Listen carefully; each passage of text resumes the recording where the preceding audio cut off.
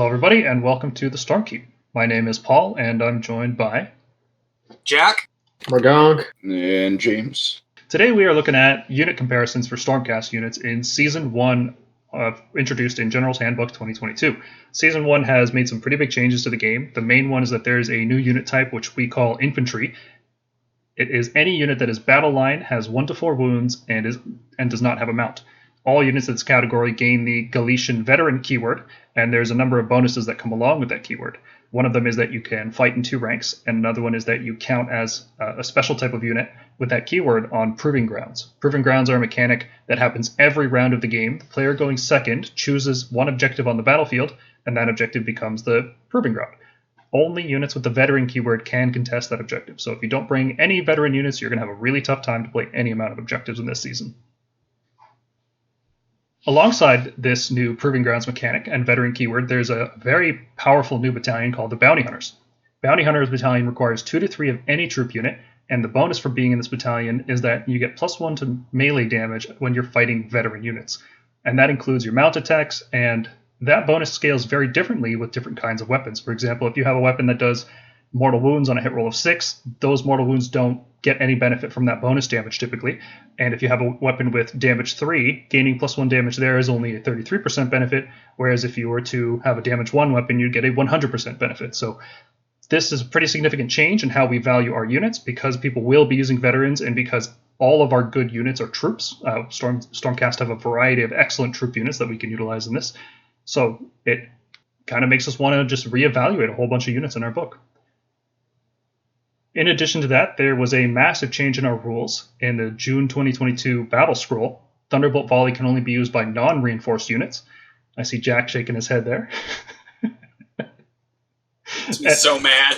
Makes me so bitter.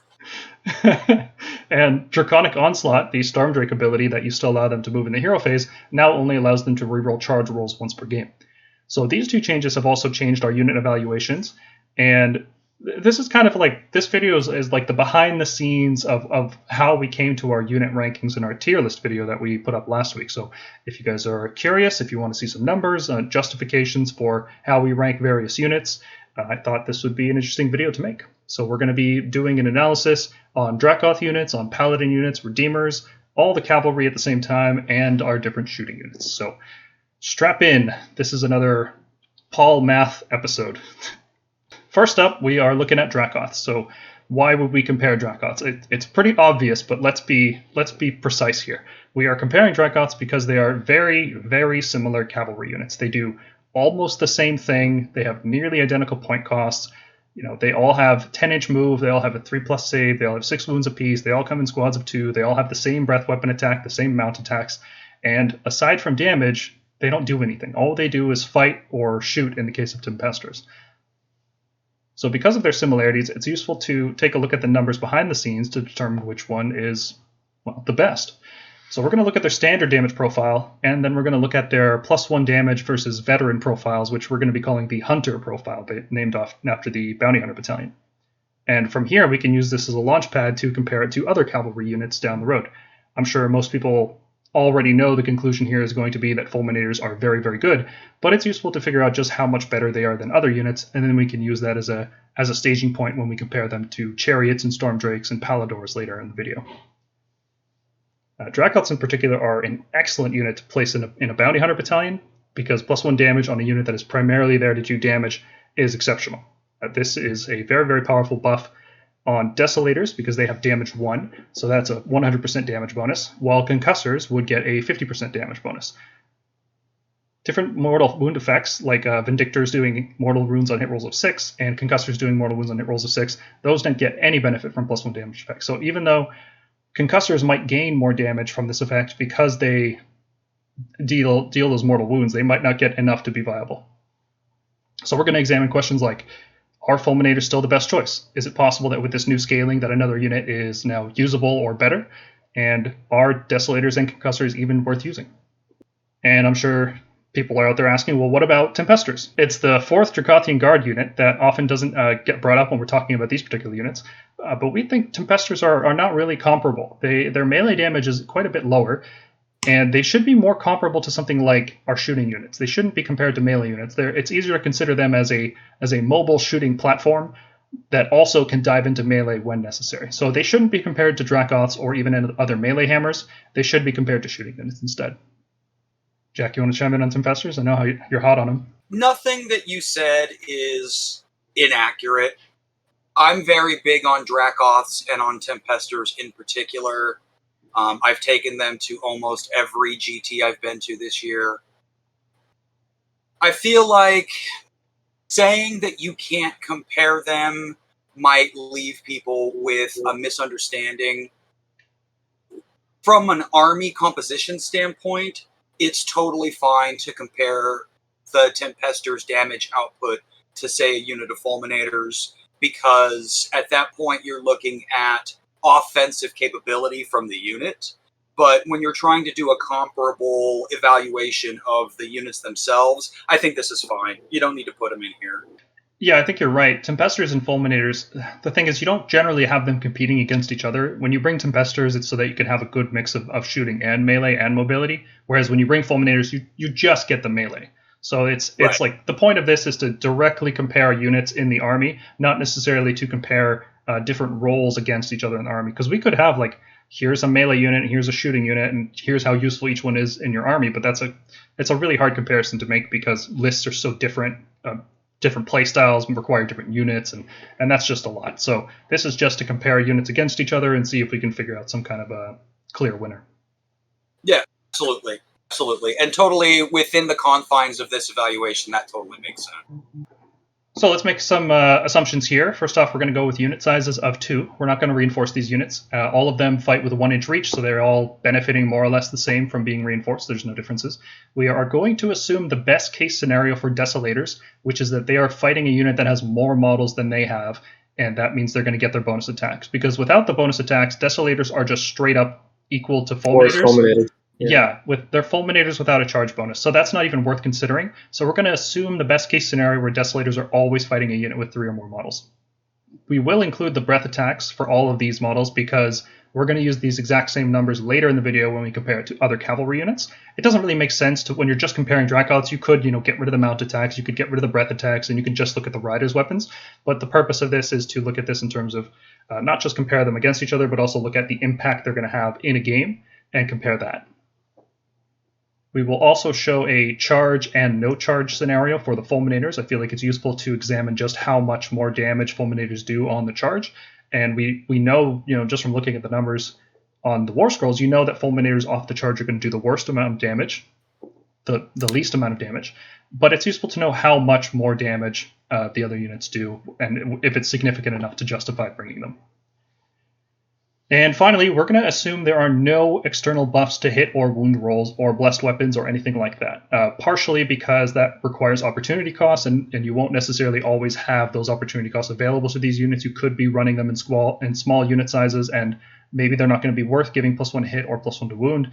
And there's also the problem that concussors actually scale the worst with buffs than any of these units because they have effects on hit rolls of 6.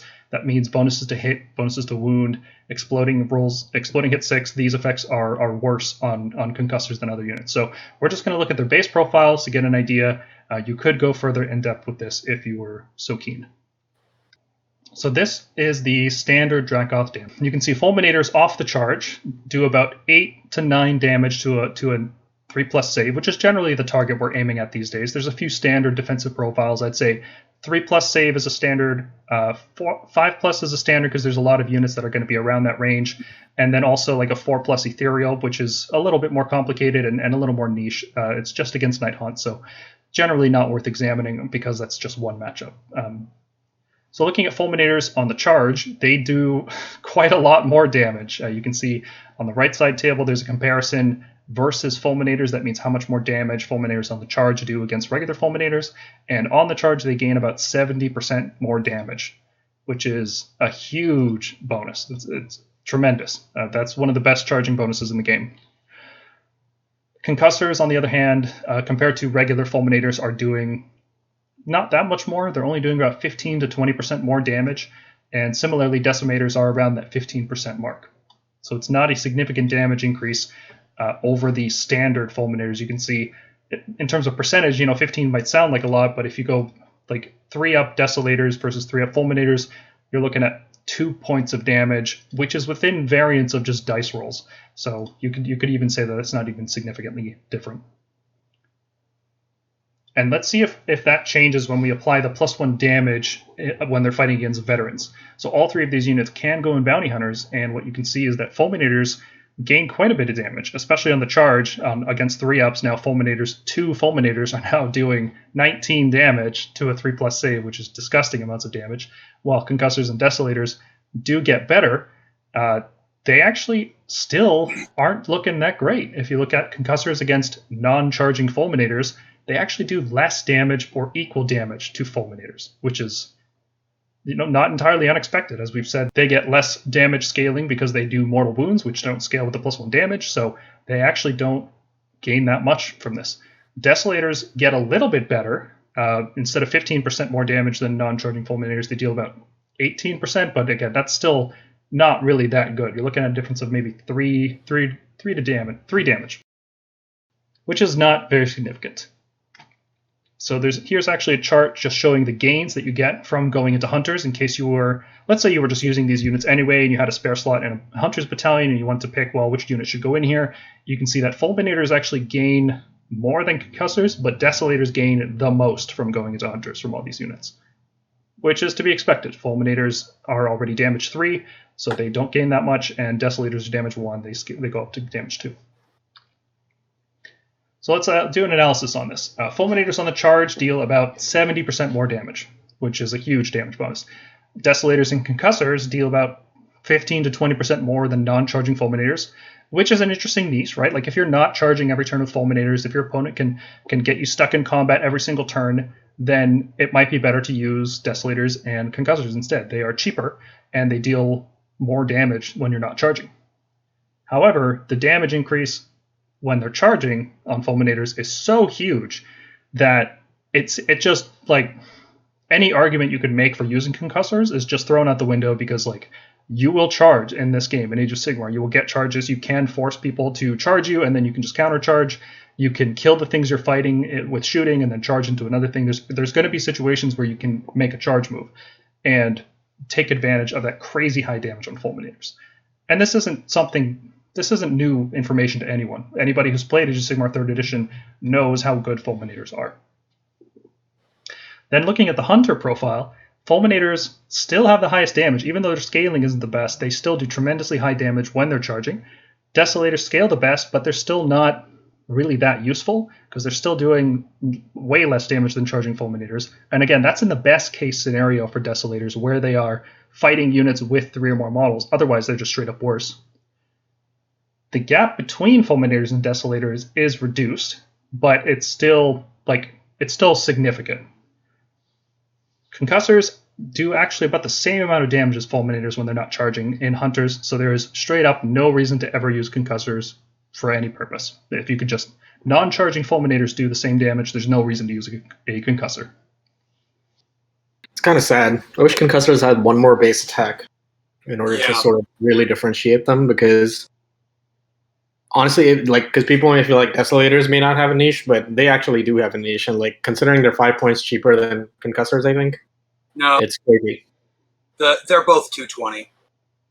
No, I think Tempesters and Concussors are 220. Desolators are 215. So there are other considerations as well. This is looking at the best case scenario where Desolators are fighting 3 or more targets, and when Concussors are, like, neither of these units are getting buffs. If you start giving these units bonuses to hit and wound, exploding hit 6 from blessed weapons or the Celestial Vindicators trait, then Fulminators and Desolators just scale way harder than Concussors do, and it's not even a contest. So Concussors are pretty bad. They need a significant point drop. Because there's no difference in movement or durability or attack range, or there's no abilities on these War Scrolls except for just the damage that they deal.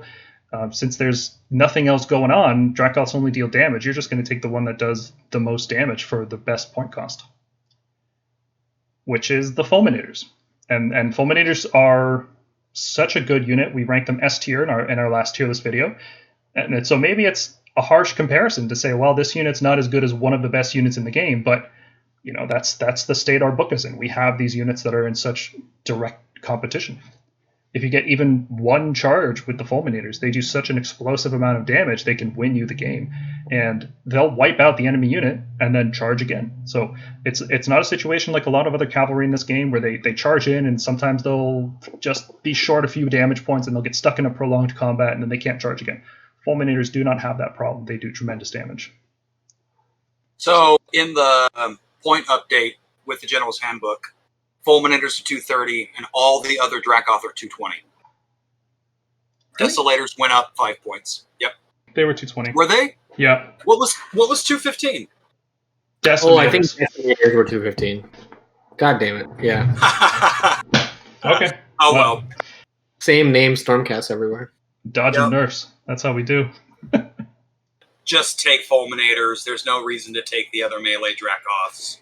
Yeah, there's an argument that comes up often in other lists, other units that we use. For example, if we're comparing Redeemer units, we want to look at Liberators versus Vanquishers, and that's like 10-point difference there. We say, just use Liberators for the most part because that 10 points goes a long way, and this is where it goes a long way because instead of let's say you had Concussors in your list with Vanquishers, and that's like a difference of 10 points there. You could swap the Vanquishers for Liberators and then swap the Concussors for Fulminators, and overall your list just gets better at everything that it was doing before. Because Fulminators are so much more impactful than Vanquishers are compared to Liberators. So don't try to squeeze points in your list on units like this. Your hammer units are the core of your army with Stormcast. You want to get the best units you can get. It's definitely, and I'm sure this will come up later in the discussions, but we are at a point where our army is pointed in a way that we are so elite. Every unit you take has to be the most efficient unit in the book for that role to be competitive. Yeah, they need to be efficient and impactful as well. If you bring a unit that is inefficient, the rest of your list has to be more efficient in order to make up for it. Because if you bring a list that's, you can bring a list that's just chariots, which are a very efficient unit, but then you're lacking impact. And conversely, you could bring a list that is, Krondys, Karazai, and some Storm Drakes, and that's high impact, but it's not very efficient in terms of options and screening, and like your opponent will just pick you apart. So you got to find the right mix of impact and efficiency with Stormcast, and Fulminators are very, very good at both. Actually, they're very efficient and very high impact, so that's why you see them in a lot of Stormcast lists. As long as Concussors and Desolators, don't do anything special, they just compete with damage. And as long as the point difference is this small, then you're never going to see them on the table. There's never a reason to use them. So what do you guys think, James? How are you feeling about DRACOTH this season? Have you guys tried using all of them in Bounty Hunters yet? No. I usually don't even consider Fulminators and Bounty Hunters for the scaling reasons. There's just other units that I find work better. The list that I've run about a dozen times over the last 2 weeks has both Tempesters, but Fulminators in the Bounty Hunter battalion. And I'm at the point now where I'm probably going to drop them out just because I'm not utilizing them against Galatian veterans. I'm using them to take out key critical targets in the enemy army. Yep. So I'm not getting the bonus damage. But overall, doing 4 damage attacks on the charge is ridiculously good. Yeah, for only 2 models, only 230 points. That's a lot. That's a really high impact. The Bounty Hunter bonus, the scaling's not the best, but it's just so much damage. It just feels good either way. And that's just the riders, right? You still got the mounts doing 3 damage attacks at Ren 2 as well. It's gross. Yeah. Yeah, they're an excellent unit. I haven't run Fulminators competitively. I just finished building and spraying mine, so I might start doing that more because Hellstrike is more appealing to me because I've been running Annihilators for long enough. But yeah, they're a solid unit, I think. Even if considering they're basically just mounted protectors that get a charge bonus, they're fantastic. Quite a charge bonus too. Yeah, really, crazy. really strong. Not as good as Mind Razor, but still very strong. Yeah, I feel like I don't know. They went out of their way to essentially give us mounted paladins, because that's what these are, right? Fulminators are the only ones that are kind of different, and Tempesters, because they don't have a paladin equivalent. I wonder if they should have done more to differentiate desolators and concussors. Like, and this is where like special rules comes in, right? Because like concussors used to have like the no pile-in. Desolators used to have, I think, -2 bravery, or I can't remember. No. Desolators have the more models they had, the more attacks. Yep. I don't know, just a little something to differentiate them would have been nice. Yeah, absolutely. I was actually going to bring that up earlier, and I decided not to. I think that if we had something like desolators, the enemy unit can't receive inspiring presence, and concussors doing like no pile-ins, this would be an entirely different conversation. I think being just mounted paladins is really boring and really bad for these units. I actually like their design in second edition more. In that edition, you had fulminators and protectors. They're not comparable units, right? Fulminators they had a bonus to save rolls against shooting, but otherwise they were a charging cavalry unit, while protectors were a defensive anvil type unit. Concussors had this cool ability where if they activated their mortal wounds on a hit roll of 6, it stopped the enemy from making pile-in moves. So you could charge in with 2 concussors on a flank, tag the enemy unit, deal 1 mortal wound. That's all you needed, and then that unit couldn't pile in, and you were safe on that flank. So that was really neat, and that was very different from how Retributors play. And then Desolators, Mergonk, like you said, they had this ability where the more of them you had in a unit, the more powerful they got. And actually, by the time they got done tweaking their points at the end of second edition, I was finding it very useful to run a unit of 6 or 4 Desolators. They became very efficient, and they felt pretty good to use. And now, Concussors are just bad Retributors, and Desolators are just bad Decimators, which it just feels weird. Yeah. I don't think that they're bad in comparison to their foot troop counterparts. No, it's like they're not bad. They're just not good. They're just not good, right? Because basically what we've got now is that we've got foot paladins with a 10-inch move.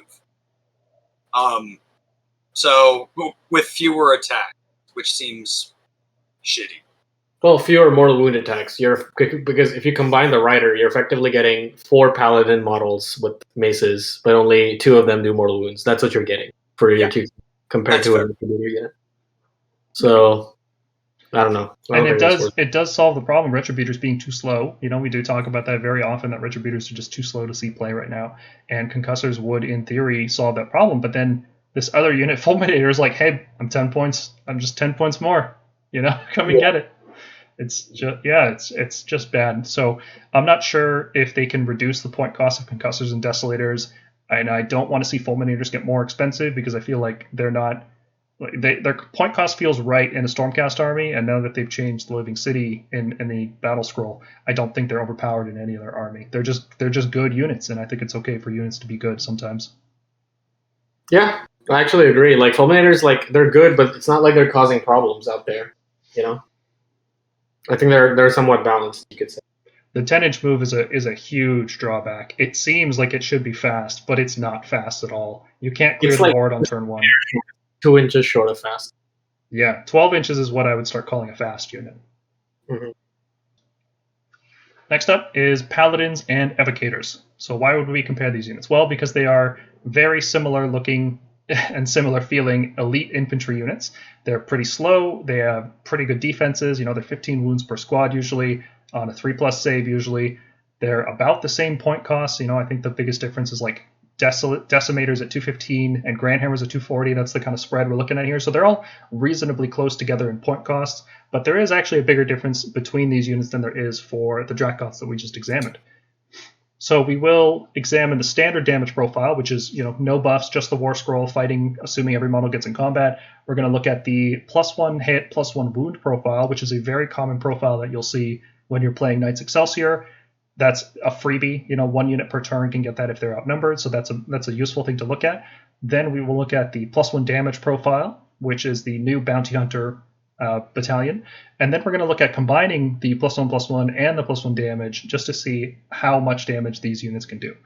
So you can also apply these buffs to DRACOTH, but there are opportunity costs, whereas if you're just playing Knights Excelsior, all of these guys are battle line, there's basically no opportunity cost. You're going to get these bonuses. We actually did a full damage analysis of their standard profiles when we did Stormkeep episode number 5 last year, and we found that 1-inch range was the limiting factor, and that was stopping Annihilators, Retributors, Decimators, and Evocators from being useful. And it was determined that Grand Hammers were excellent damage in all situations. They were phenomenal damage, and Protectors, when they were reinforced or double reinforced, could deal even more damage while being a super durable anvil unit. So we found that, pretty much only Grand Hammers and Protectors were viable, and we did a full analysis. So if you're interested in that, check out Stormkeep episode number 5, and we do a deep dive there. Taking a look at the standard profile compared to +1/+1, you can see that Grand Hammers are pretty much the best across the board.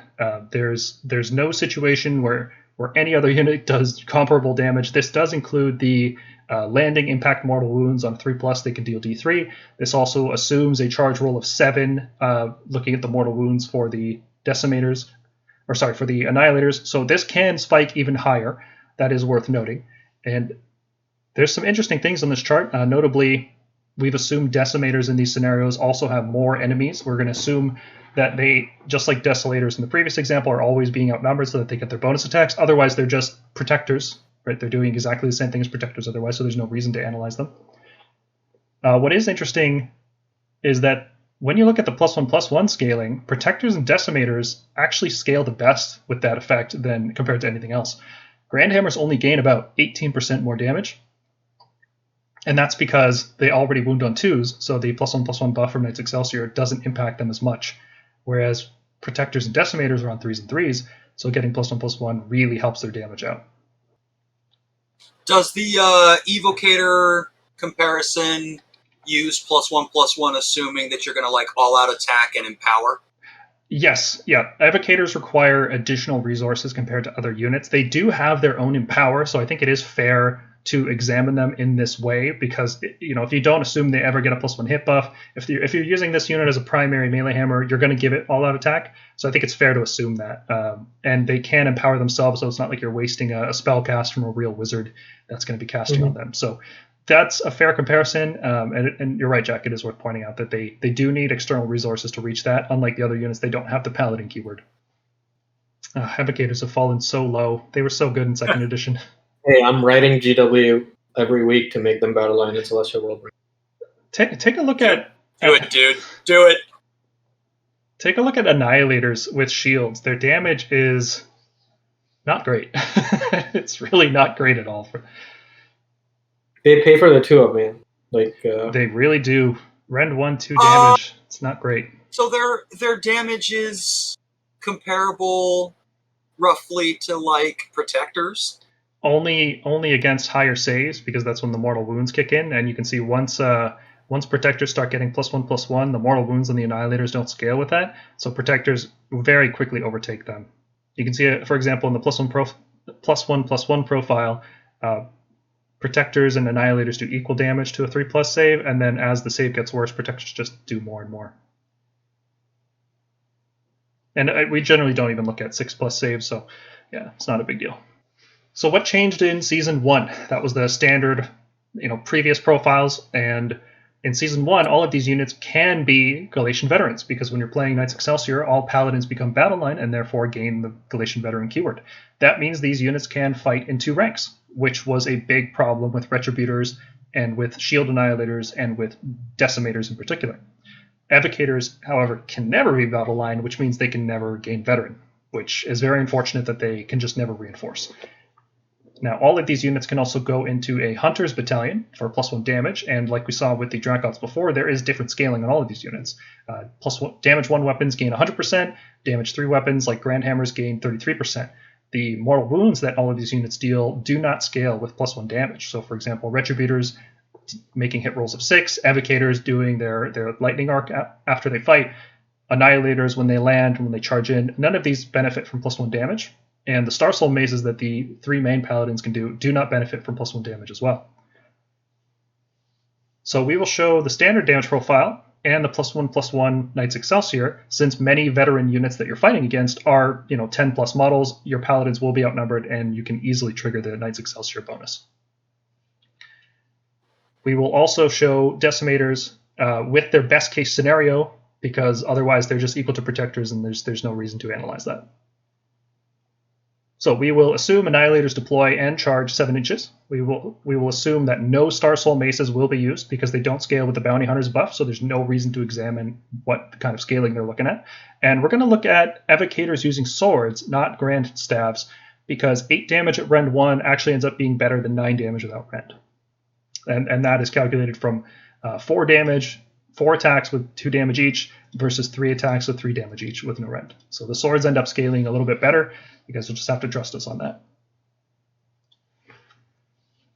So let's take a look at the damage here. You can see the standard profile again up top, and then this is the hunter profile below. You can see that Protectors and Decimators, exactly what you would expect. They get double damage scaling, plus 100%. Retributors, interestingly, only gain about 30%, which is not great. Their mortal wounds are a big part of their damage output.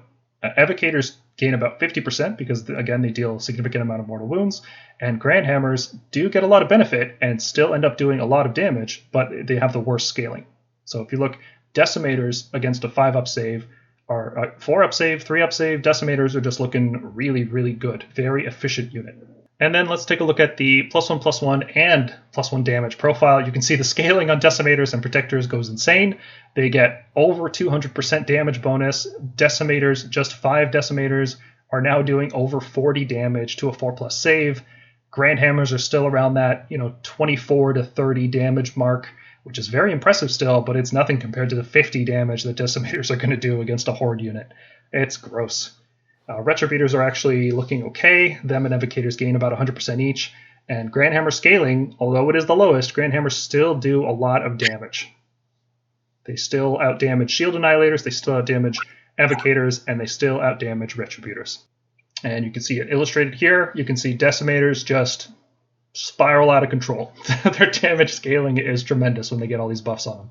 And this is not an impossible situation for Decimators to achieve. All you have to do is fight a veteran unit with 6 or more models, and that's doable. Even if you only fight one with 5 or more models and you don't get the bonus attacks, they're still going to do protector damage, which is very good, as you can see in the bottom chart. So, other considerations. Paladin units will frequently have +1/+1 from Knights Excelsior if you're fighting veterans, as we mentioned. Evocators can empower themselves to get +1 to wound rolls, but they still need a +1 hit buff from all-out attack, which means you're not using it on another unit in that phase. Grand Hammers already wound on a 2+, which means they don't need any bonuses to wound. That makes them very efficient in terms of list building and reliability. You don't have to buff them with Celestial Blades or Knights Excelsior. They're just really good independent actors. They don't need these buffs to be good. Annihilators and Annihilators with Grand Hammers only have 3 models per unit, so being a veteran unit isn't, like, putting them in the Expert Conquerors battalion isn't very useful because you won't be able to steal objectives from units with 10+ models. Still, you'll only count as 9 models. Even though you're in this like super objective battalion, you're still not going to beat like basic dudes, which is unfortunate.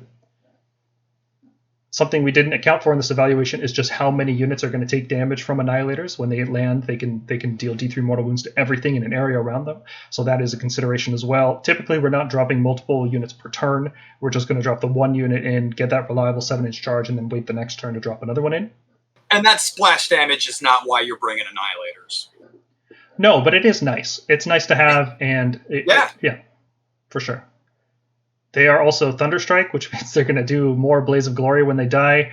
And unfortunately, Retributors, Decimators, Protectors, and Evocators are very slow units, and none of them can use the Lord Imperitance ability to get a 7-inch deployment, which is a big problem with using those units. They're very slow. Still, just to affect non-Thunderstrike. Like, if Gabriel was a non-Thunderstrike Imperatant still, you know what I mean? I think... Oh, that would be interesting. That would be interesting. Like, would that give them a niche? Probably. I still don't think it would be enough to make Retributors worthwhile, because as you saw from the damage charts, Grand Hammers are 5 points more, and they just do more damage in every scenario. And you don't have to play Hammers of Sigmar. Right, but like, think about it this way, right? Gav was 120. You need a 175-point tax to run Annihilators. Oh, yeah, if you assume that Gavriel's point cost stays the same while he gets that ability, sure, yeah.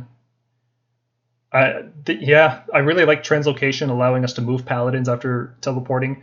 I thought that was really cool. Maybe they can errata that so that Paladin units can still make a move after translocating. That wouldn't be that broken because they're like 4-inch moves, so a lucky redeploy actually makes it a harder charge than it was before. Yeah.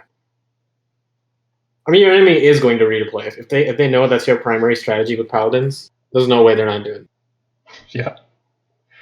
So let's talk about the veteran keyword on these units, because it is a double-edged sword, right? On one hand, it lets you fight in 2 ranks, which is removing a big problem that Retributors and Shield Annihilators and Decimators had. On the other hand, it opens you up to taking +1 damage from Bounty Hunters, which is a big deal. When you're talking about these expensive elite units, on one hand, you want to be able to contest proving grounds with your hammers, because that's what's going to clear enemies off objectives. So, if it's a situation where they set up a proving ground, they have a unit on it, they control it. Even if you wipe them off it, you can't contest it unless you have a veteran there. So you could be killing them and taking that objective, but not controlling the objective, which makes that a complete waste of time. So having hammer veterans is a very useful thing, but then those veterans can die very quickly from the bounty hunters. And there's also battle tactics that require killing enemy veterans. So you're giving your opponent access to that. Typically how we fight as Stormcast is we'll kill enemy units, and then the units that we just used to do that are going to be destroyed by our opponents.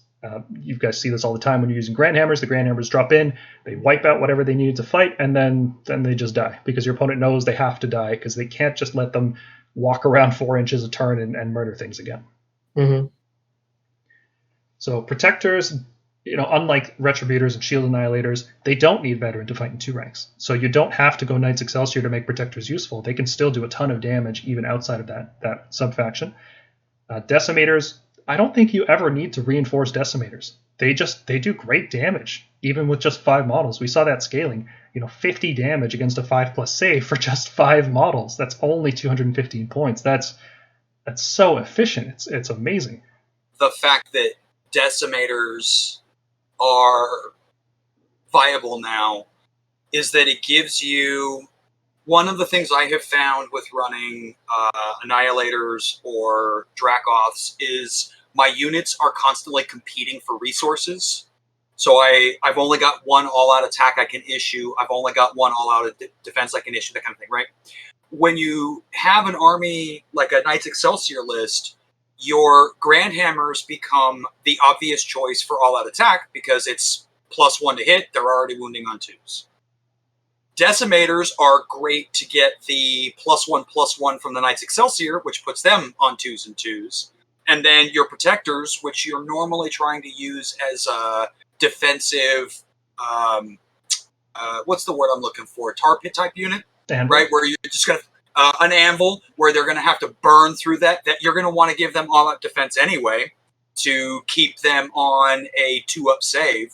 And now you've got these units that are doing specific things in your army that aren't competing for resources anymore. And I think that's really, really cool. Mm-hmm. Yeah, when we talk about efficiency, we mean more than just damage per point. We also mean resources, opportunity costs, and risk factors. For example, if you're trying to get a +1 wound bonus with Celestial Blades, that requires a wizard, that requires casting a spell, that requires not unbind or not dispelling an endless spell with that wizard in that turn. It requires being in range of that wizard. It requires successfully casting that spell. There's all kinds of opportunity costs in terms of that. So yeah, the Knights Excelsior buff is really useful because it doesn't use up any resources. It doesn't take command points. You're going to give it to 1 unit per turn. Now, Grand Hammers don't need the Knights Excelsior buff, which is very interesting. They already wound on 2s, and you can just give them all-out attack, so they don't necessarily need to be in Knights Excelsior to be efficient, which means you could play them in Hollow Knights, you can play them in Hammers of Sigmar, you can play them in Astral Templars. These are all viable sub-factions for that unit. In particular, I'm really liking them in Astral Templars because being immune to Tree Lord Stomps and Maw Crusher Stomps, very, very useful effect to be immune to that as a Grand Hammer. Mm-hmm. You could also consider using them in Celestial Vindicator. Sometimes getting a free exploding hit 6 effect is good. It can help you push the extra little bits of damage to compensate for a bad roll or just deal with save stacking bonuses. It could be the extra little oomph you need.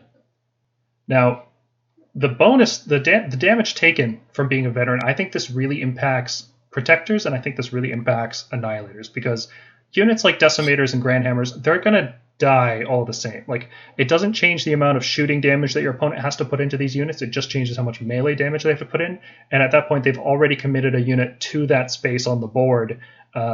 You could argue, well, maybe they've committed a weaker unit or something, but a unit committed is still something, right? So being a veteran Grand Hammer unit is not that big of a deal, I think. Am I wrong on this? Have you guys experienced this yourselves? What do you think about the taking extra damage for Grand Hammers and Decimators? Let's say our offensive Paladin units. I mean, they're gonna die anyway, in my opinion. So only thing it does is trade a battle tactic for a battle tactic most of the time. They were already doing that. I'm not trying to make my Grand Hammer survive. You know, it's most of the time anytime anyone gives them any dedicated attention, they usually tend to die. But you know, they can be annoying enough because you can put them to a 2-up save, which means your opponent can't just like throw chaff at them, and expect them to die. They have to be like -2 rend units in order to maximize that effect. I agree with your point there, Ragon. It's a little different when you look at defensive units like Shield Annihilators because they are being used for their defenses. And when you take extra damage in melee, suddenly instead of that unit surviving a turn, it's just gone. And the whole point was to make them survive that turn and hold that space. And that niche is just cut out by this Bounty Hunter Battalion. So yes, those units want Veteran more than other units would because they're meant to sit around and control space for longer, but because of the Bounty Hunter +1 damage, they can't control that space. So it's a really big downside for defensive units to be a Veteran, but for offensive and disposable units, it's not really a downside at all. It feels like all benefit to be a Veteran. Yeah, so like I would say, like weirdly enough, defensive Annihilators, the 2-up save ones, find better room in Astral Templars than they do here in Knights Excelsior as well. Yeah, I can see that because you can actually tank some things coming out of the 7-inch Scions. You can charge in and tie down some stuff, hit all-out defense, and you're on a 1+, and not a lot of units are chewing through that on their turn. 1+ and immune to monstrous rampages. Beautiful. Mm-hmm. Yeah, tying down Tree Lords is very useful. They can't. Can they teleport away if they're engaged in melee? They can. You can't. Yeah, of course. Now, it is also worth noting that Evocators, we're kind of down on them, but they do have some unique utility, right? They have an Unbind, they can empower themselves or any Sacrosanct or any Redeemer unit, and they are also a wizard. So they have some unique things that they can do with that. One of the best things that Evocators can do right now is use Louch on the Soul Seeker. It's an endless spell that allows them to move 18 inches in the hero phase, and then move in the movement phase, and make a charge normal. So that's a fun little thing that Evocators can do that none of our other Paladin units can do. So to summarize it, we're talking about Paladins here. Retributors are too slow. They don't really have a niche. Grand Hammers do better damage when they're not fighting veterans and when they're fighting veterans. Grand Hammers just do more damage all around, and they only cost 5 points more. Retributors have more bodies and more wounds, but when you're talking about an offensive unit, that's not really that big of a deal to have more bodies and more wounds, because both of these units will probably just die when your opponent counterattacks them. Decimators and Protectors are just better when you're fighting a veteran unit, so there's no purpose whatsoever to Retributors right now. I think they need a drastic point cut. What point value would you guys use these at? Maybe like 190? That might start to be the range where I'd feel comfortable using them. Like 5 points over. If they were 200, like Shield Annihilators, or 205, I'd try them with a Battle Mage. Yeah, shaving 40 points off a Grand Hammer unit, that would be a worthy consideration, because you take 2 of these instead, and you're looking at 80 points, which... Yeah. It's like we said, whenever we take Annihilators, they're very good, and the tax that's on them, which is the Lord Imperative, in terms of tax, it doesn't feel like a tax. With a free command point every turn, it's pretty good. But yeah, like they would have to be significantly cheaper than Annihilators on Grand Hammer. So like 205, 200 for Retributors is where I would start to consider them. Yeah. Yeah, they seem like the kind of unit that should make up for it in terms of body count. You should just be able to bring more Retributors than you would with Grand Hammers. Protectors are looking very good right now in this season. They are the most versatile overall. They can play very good offense and defense. You can make them veterans with Conquerors and their 2+ save and 15 wounds per squad. It actually makes them pretty likely to survive a combat. Unlike Shield Annihilators, only having 9 wounds, it feels like they're just going to die before it matters. It's like those last 6 wounds you need in order to survive a combat sometimes. So if any Paladin unit is going to be a defensive veteran this season, it's going to be Protectors. And their damage is spectacular too. Glaives do great damage, and even when you're not a bounty hunter, you can still take the maces with Unleash Thy Hatred and just deal a ton of mortal wounds in one turn. It's fantastic. So just a little consideration for people. If you're ever considering doing Knights Excelsior for a squad of double reinforced Protectors, or Hollow Knights for just a single reinforced squad, they're going to be effectively the same in terms of their durability with the Warden Hollow Knights. Yeah, that's true. If you crunch the numbers, a 5-up ward is about the same as adding 5 more models. Yeah. There's things can get around wards. You might not always be in range of it, but yeah, adding you can spend 225 points to add 5 more protectors in Knights Excelsior, or you can just stand near Gardas, who's a lot cheaper and also buffs the rest of your army too. So yeah, I really like a 10 block of protectors in Hallowed Knights with Gardas. It's very durable. Opponents really just hate fighting it. So, did we talk about considerations on loadouts in the protectors here?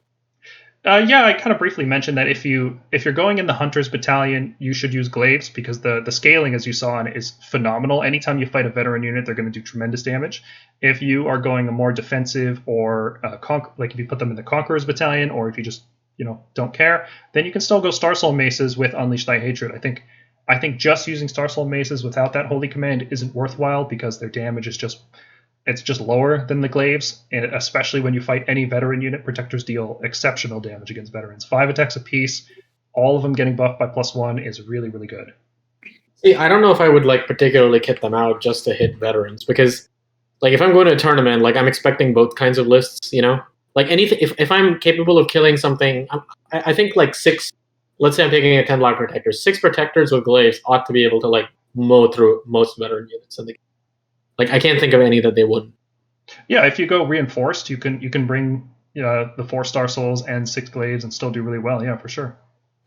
Yeah, I think that's really the trigger point, right? Like if you're reinforcing them or not. There's someone was asking about this earlier, and my recommendation is if you're taking protectors as an MSU unit, just give them all the glaives. You're probably not going to see a lot of value from the Star Souls. If you're reinforcing them, now the Star Souls can add value because you now have a big unit that you want to spend Unleash Thy Hatred on, and the Star Souls get excellent value out of that. Yeah, Unleash Thy Hatred on 5 attack models is a 20% damage boost. It's not great. Whereas Unleash Thy Hatred on Star Souls, doubling their damage output is very good, in addition to just doing a whole pile of mortal wounds is very high impact. It's the kind of play that can win you the game when you just suddenly swing with 10 protectors and deal 14 mortal wounds or whatever. It's pretty crazy. Grand Hammers are S tier for sure. They are great damage against all targets. They're good in Hunters. Like if you're running Grand Hammers, you're probably going to put them in Hunters anyway.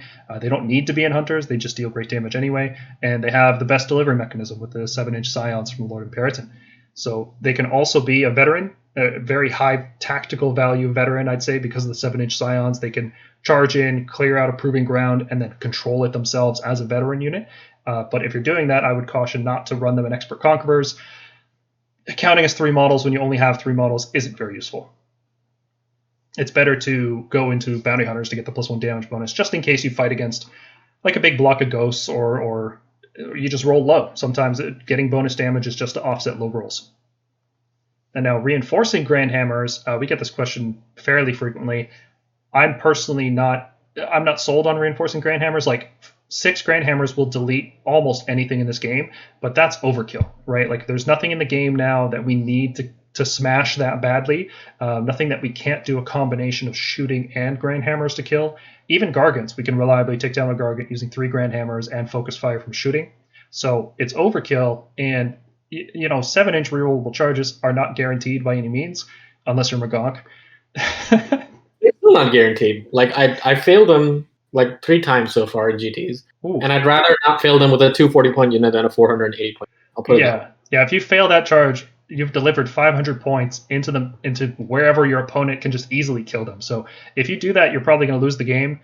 So we do not advise. I do not advise reinforcing Grand Hammers. Do you guys feel the same way? I'll say we. Yeah, it's a we. Yeah. Yeah, absolutely. Okay.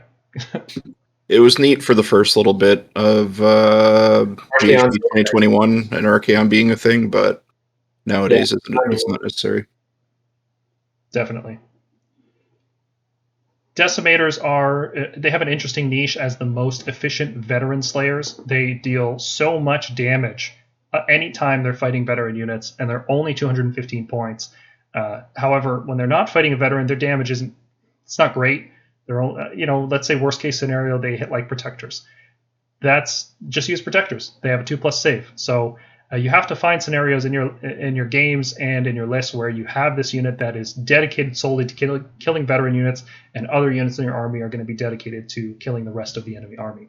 But Decimators actually have a real niche in that respect because they're so efficient. They do so much damage for only 5 models.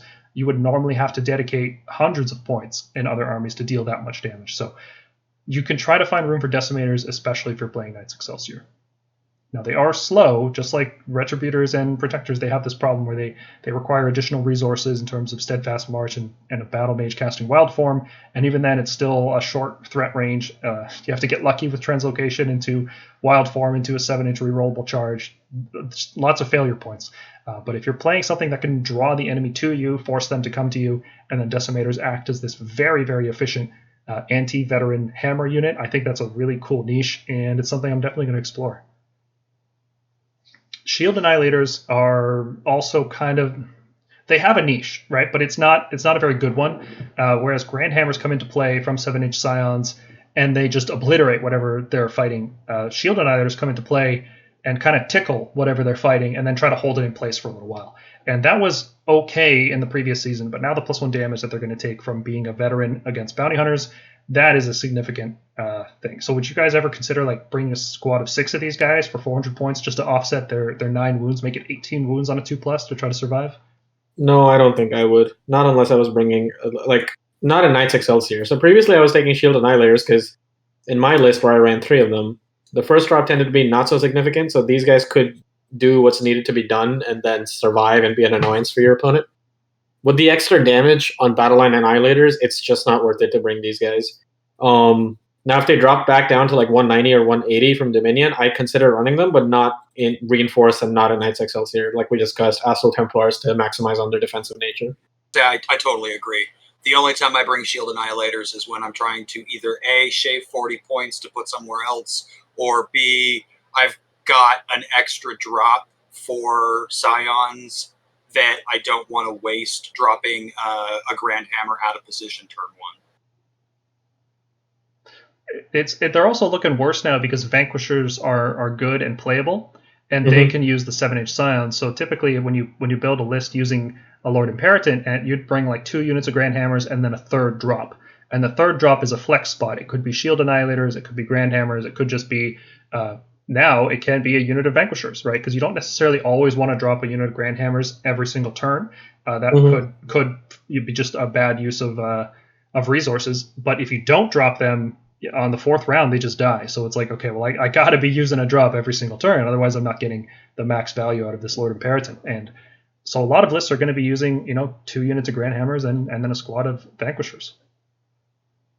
Yeah, I find Vanquishers to take up that spot pretty well. I mean, if the Annihilators are gonna die anyway to a bit of attention, I might as well just run some Vanquishers, and with an enhancement with Call for Aid, I can just bring him back. Yeah, that's a sneaky little thing we can do is teleport a hero onto a board edge somewhere, drop in Vanquishers, they charge in, they die, they can fight on death if they're Hallowed Knights, and then we use a hero that we teleported to use Call for Aid and revive them on the other side of the board, and they're or just have the Imperator do it, because Vanquishers are also Thunderstrike, so they take that space perfectly. So the turn you drop the Imperator in some random remote corner, just bring them within 12 of him. Combos really, really well. Yeah. Yep. And then last on the list are Evocators. Overall, they are really inefficient damage. They cost 230 points, which is almost as much as Grand Hammers and Retributors, but their 1-inch range and lack of reinforcement makes them very difficult. They could be a very high impact unit like we saw in Age of Sigmar 2nd Edition. When you had a squad of 10 of these guys fighting and then dealing their Mortal Wound Blast, that was a very high impact and it would like obliterate larger units. And unfortunately, they just can't do that anymore because you can still reinforce them and you can still get the big Mortal Wound Blast, but when you miss out on let's say 4 models attacking because of cohesion rules, yeah, these are not efficient. In squads of 5, they're not impactful enough, and in larger units, they're not efficient. So they just currently, like concussors, they're not good enough right now. You can use Lauchon, the Soulseeker Endless spell, in order to teleport them in the hero phase. However, Dracolines just do that better, because one of the problems with having a 5-inch move Evocator is that you'll get off the boat, you'll move 5 inches, and your opponent will redeploy. And it's like you're facing a 9-inch charge in a lot of cases if your opponent rolls something like that. So it's not spectacular. Dracolines just do it better because they have a 12-inch move and get to reroll charges, and I think they also just do more damage as well, which is crazy. I mean, they are 50 points more, so yeah, they do more damage. And it's partly because the mounts. You're only missing out on 2 evocators, but the mounts more than make up for that. Yeah, you miss one of those lightning arc dice, but 1 dice on a 4+ isn't a big deal. Yeah. Well, especially with the Dracolines getting 3 dice for lightning arc per model now is really cool. Yeah, my biggest, honestly, that's a really cool buff. I like that yeah. one. I think for me, even though I've got 20 evocators, my big issue with taking them now is you would take evocators to get the mortal wound output because it was one of the few ways to get solid, consistent mortal wound output from this army in 2nd edition. But Annihilators and Grand Hammers also now give you roughly equivalent mortal wound output. Yeah, it seems like evocators are kind of lacking a niche. I think if they kept them exactly the same as they were in 2nd edition, they still would have been playable. Like same point cost, same damage output and everything, they would have been playable, but it seems like they nerfed them and then increased their point cost and then added units that were just strictly better, it seems. Have I convinced you guys to give Decimators a chance after looking at the numbers? No. I refuse to buy an Everkit of Paladins. That's probably, I'm in the same boat because I've got Retributors, Protectors, Grand Hammers, Annihilators. I'm not going to go buy another Paladin kit. I do think that if you have the Axe Bros, take them because they're great. So There's like, no doubt about it. I have all the Stormcasts, like literally all of them. Eventually, when I get bored of running hyper efficient lists, I'll like try to play Sigmar in hard mode, try to make Desolators, and try to make people cry using Desolators. But that's about it. Fair enough. James, is this the one unit you don't have? Possibly, yeah.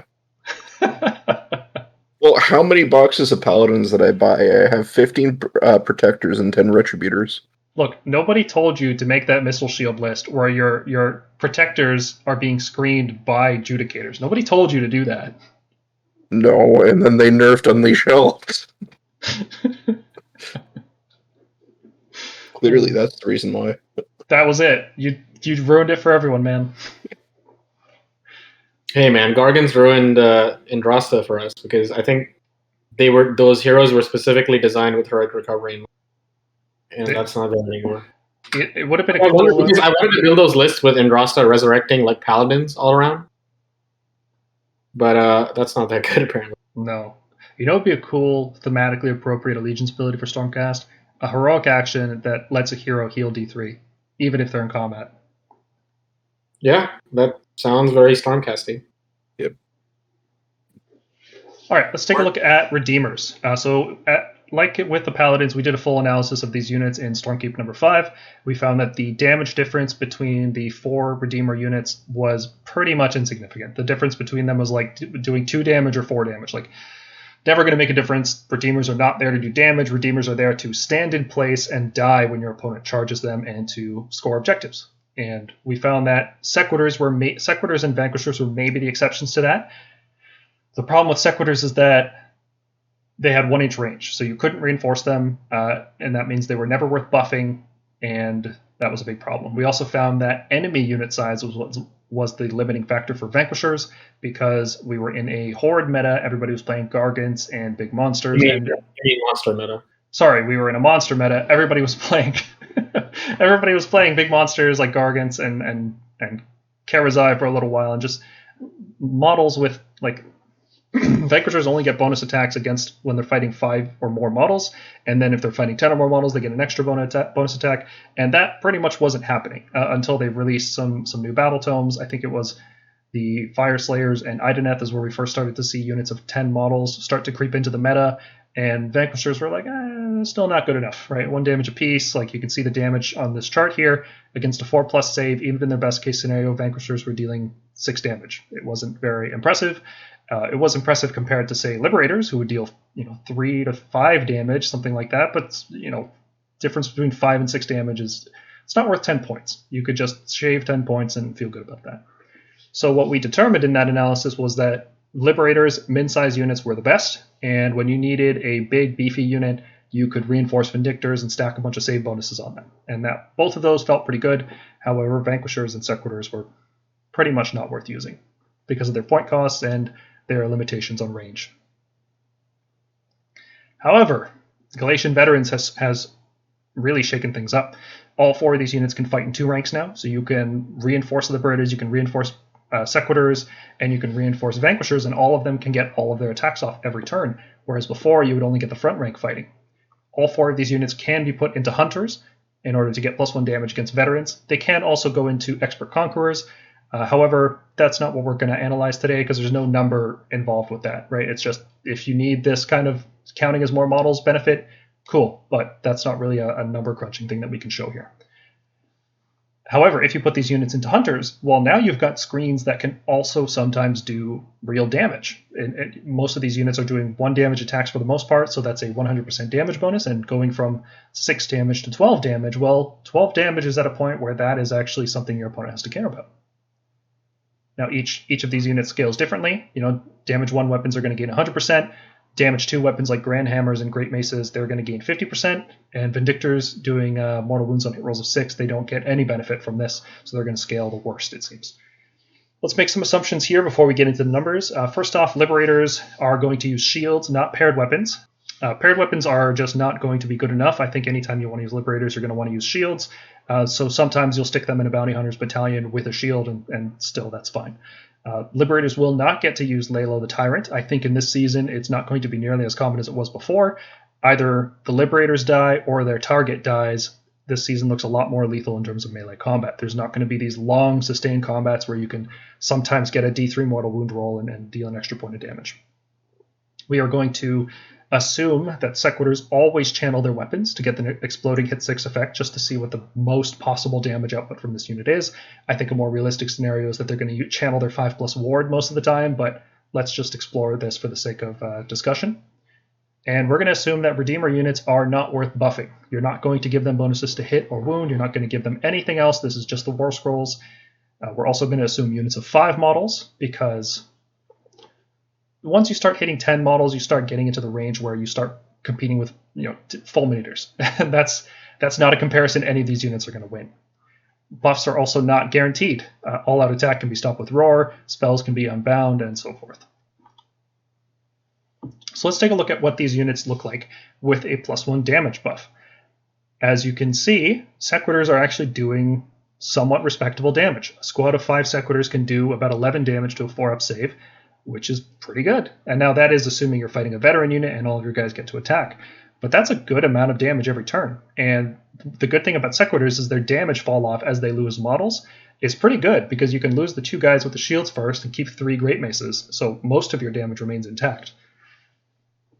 Vanquishers, however, in their best case scenario, that damage is starting to look significant. 12 damage against a 4+ save, well, that's enough to kill quite a lot of other battle line units in the game. Mm-hmm. That's actually at the point where suddenly your 125-point screen is cutting down enemy screens, which that didn't happen before. We didn't have screens killing screens this easily. Let's do an analysis here. So Sequitors actually deal respectable damage in all scenarios. Not great damage for 145 points, but if you have 20 points left over, maybe it's a consideration over Vanquishers. Vindictors and Liberators deal about the same damage. You saw them on the chart there. They're looking more or less the same. Vanquishers deal a roughly equal damage to Liberators in the worst case scenario. However, when Vanquishers are fighting the best case scenario, which is veteran units with 10 or more models, they do significant damage, good damage even. For a 125-point unit, they're looking good. However, these are all assuming you're fighting veteran units, and that may not always be the case. So you have to consider situations where Vanquishers will not be fighting veterans or even fighting any unit with 5 or more models. They could be fighting something like Annihilators or Puzzcoil Blight Lords or a big monster. They might get stuck in combat with that, and their damage output is not very good in those kinds of situations. Some armies don't really use 10+ model units. Stormcast, Ironjaw's Brutes, let's say Lumineth Blade Lords if we're being generous, Nurgle Blight Kings, all these units come in squads of 5, and that's not the optimal target for a Vanquisher unit. However, Most of the units, I think, in this season that are veterans are going to be 10 plus models. So we're talking units like Witch Elves, units like Bladegeist Revenants, Chain Rasp, Hearthguard. If they're reinforced, then they pretty much always will be. Volkite Berserkers, the list goes on. There's a lot of juicy targets for... Yeah. Yep, lots of Skaven stuff. There's just great targets for Vanquishers in this season. Now, counting as 3 models in the Expert Conquerors Battalion won't cause these units to outnumber Gargants or Zombies or Clan Rats. It will help you dealing with, here's a Terrorgeist that walked onto an objective. I can just walk some guys onto it. That's where the Expert Conquerors Battalion will come in. And also worth noting that Thunderstrike units, as a screen, so if you just have a screen of Liberators or a screen of Vanquishers, both units are just dying, Blaze of Glory is a little bit stronger on the Thunderstrike units, so Vindictors and Vanquishers will just deal a little bit more damage as they die. Especially if you are in Hallowed Knights. Vanquishers and Hallowed Knights fighting on death, dealing that Blaze of Glory on death, and then getting revived with Call for Aid is a really awesome combo. It's one of the main reasons I'm really liking Vanquishers in this season. Defensively, all of these units take +1 damage from the Hunter Battalion, and there's nothing you can do about that. They're always veterans all the time, and save stacking on any of these units is now not a very good idea because of that +1 damage bonus. So previously we could bring 15 Liberators or 15 Vindictors in a squad and then slap a whole bunch of save bonuses on them. You could give them Mystic Shield, All Out Defense, Lord Castellan's Lantern, and try to tank some damage.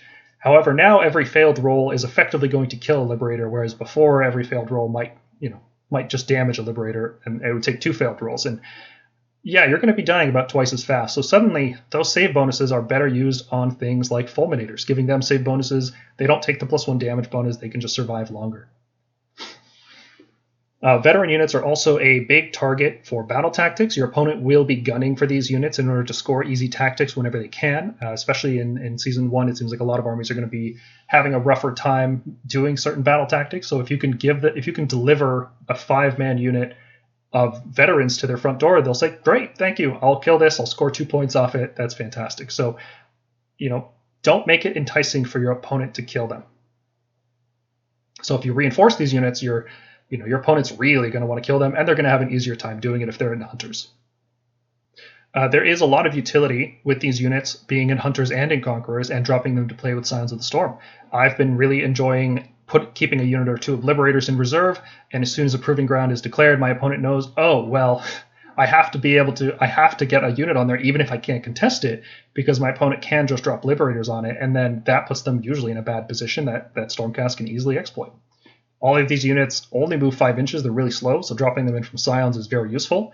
And the 2 Thunderstrike units, Vanquishers and Vindictors, can use the Lord Imperitant's ability.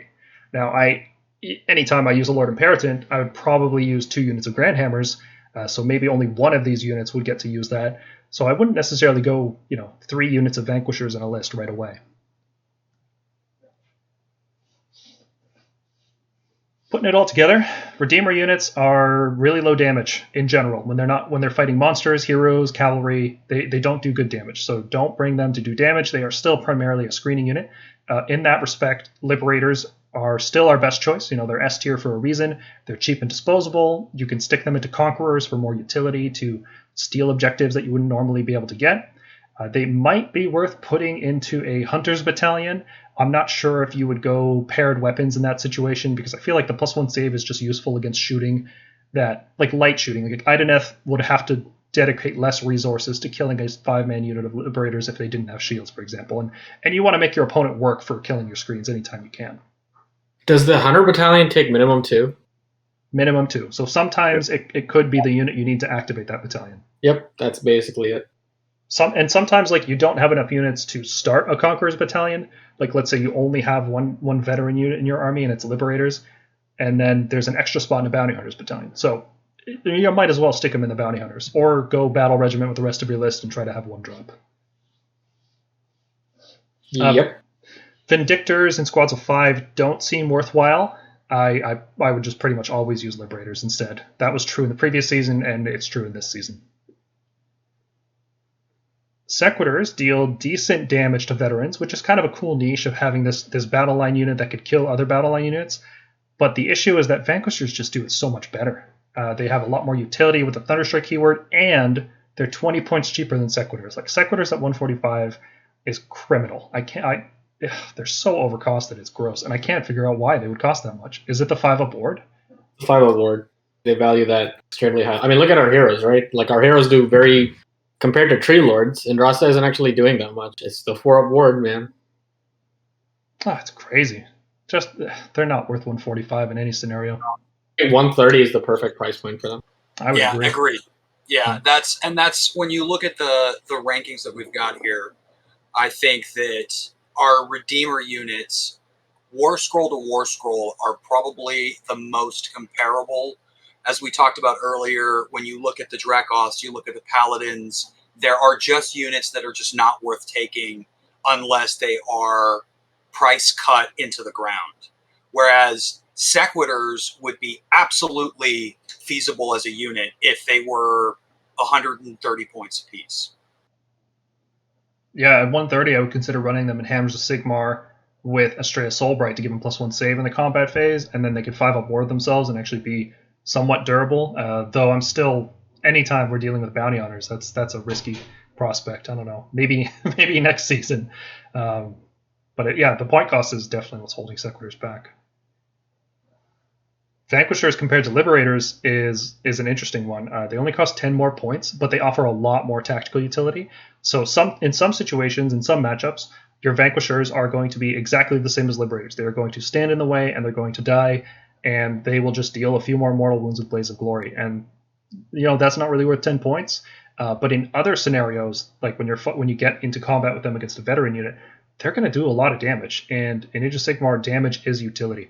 Being able to allocate less resources to do the same thing is a very useful thing, especially in a Stormcast army. We need to be very efficient and very impactful. And having a unit like Vanquishers, they are, I wouldn't say high impact, but they are very efficient in the right scenario. So sometimes they're just a screen, like worse Liberators. They die faster than Liberators, but sometimes they do so much damage, and I think that's worth 10 extra points. Especially if you have a Lord Imperatant in your list already, they can use the 7-inch Scions, and that feels really good. Now, on to the topic of 10 Vanquishers, because if 5 Vanquishers are good, and they can fight in 2 ranks, well, why wouldn't we use 10 Vanquishers? Because they just get taken out, and that's probably overkill, and it's probably not good against armies that don't run up abundance of galley rats. Yep, there's definitely that. Yeah, the +1 damage is really painful. If I'm paying 250 points for a unit that I want to be doing damage, I'm taking Fulminators. That's pretty much it. Yep. If you're paying 250 points, well, you could pay 240 points and get a unit of Grand Hammers instead. And that's a big problem with Redeemers, is as soon as you start reinforcing them, right, in this season, there's no real defensive benefit because the +1 damage makes any kind of reinforcement for more wounds and save stacking really risky. So it's really just for extra damage and having more models and taking up more space. But that's a risky maneuver with the +1 damage bonus. So I'd rather just bring Grand Hammers. I'd rather bring Fulminators. There's just so many units I'd rather pick than that.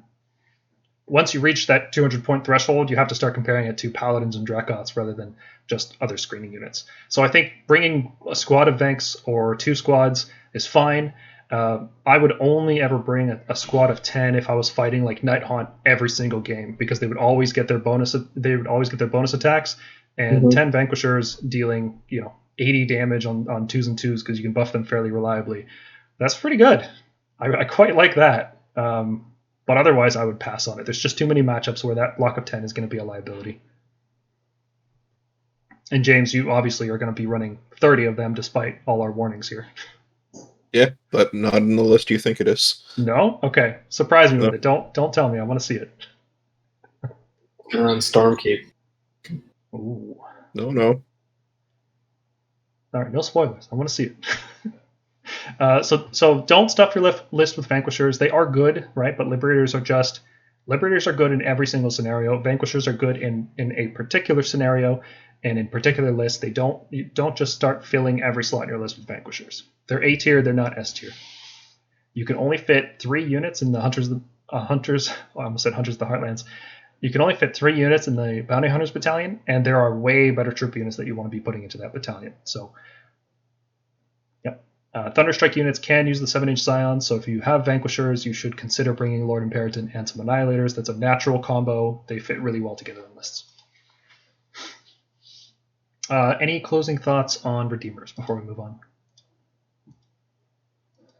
Yeah, we didn't talk about Stormkeep, but with this new Expert Conqueror battalion, I don't really see any reason to run Stormkeep other than the fact that it lets you run Battle Regiment for a turn 3 Expert Conqueror.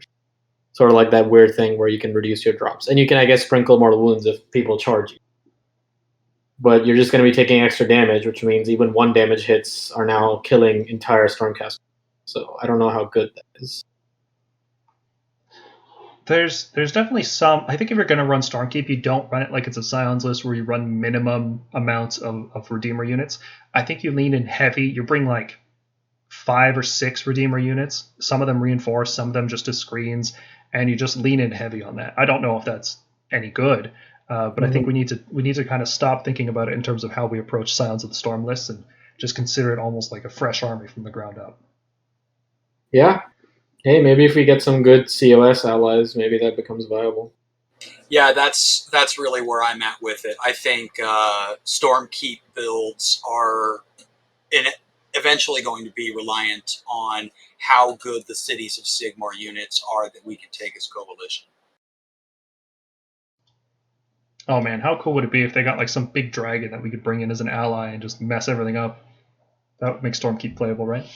A war altar, like order buffing war altar. Yeah, I really love that. I love that aesthetic. Witch hunters and warrior priests and war altars. I loved all that stuff. Like a huge statue of Sigmar on a card that buffs all Stormcast, Stormkeep, like specifically Stormkeep and Cities of Sigmar units, kind of like how we have the Toleron that buffs Cities of Sigmar and Stormcast units. Yeah. That would be cool. That would be cool. I'd like to see just more stuff work with Stormkeep in general. Like maybe there's just like the Lord Castellan maybe could have an ability that only affects Stormkeep units. That could be cool. Okay, let us take a look at all of our cavalry units. So Stormcast have a lot of different cavalry, very different point costs across the board. You're going from like 215 on the Paladors all the way up to 340 on the Stormdrakes. All of them can be bounty hunters, and their damage is kind of all over the place. So it's definitely worth analyzing these. I think this was the hardest comparison to make, but it is a worthwhile comparison to make. So we can check if any of these units deal more damage than Fulminators. We know Fulminators are very, very good, so that's a good baseline. We can find out if Paladors deal respectable damage, how efficient Chariots are, because obviously you get 1 Chariot for 165. That's not the same as spending 300 points on Evocators. Evocators on Dracolines are looking pretty good, I think, right now, especially since they can use Louchon. So let's take a look at how much damage they can deal. And finally, we can examine Stormdrakes, which were really the only problem with Stormdrakes before was their low damage relative. Like they weren't dealing enough damage to clear through hordes, but with the veteran bonus, they can get up there. They're starting to look pretty punchy. So we're going to assume minimum unit sizes, no reinforcement. We're just going to look at the smallest amount. We're going to include the shooting profiles for all of these units. So we're going to look at Paladors with their javelins and with their axes. We're going to look at Drakes are going to be breathing every time we count them and so forth.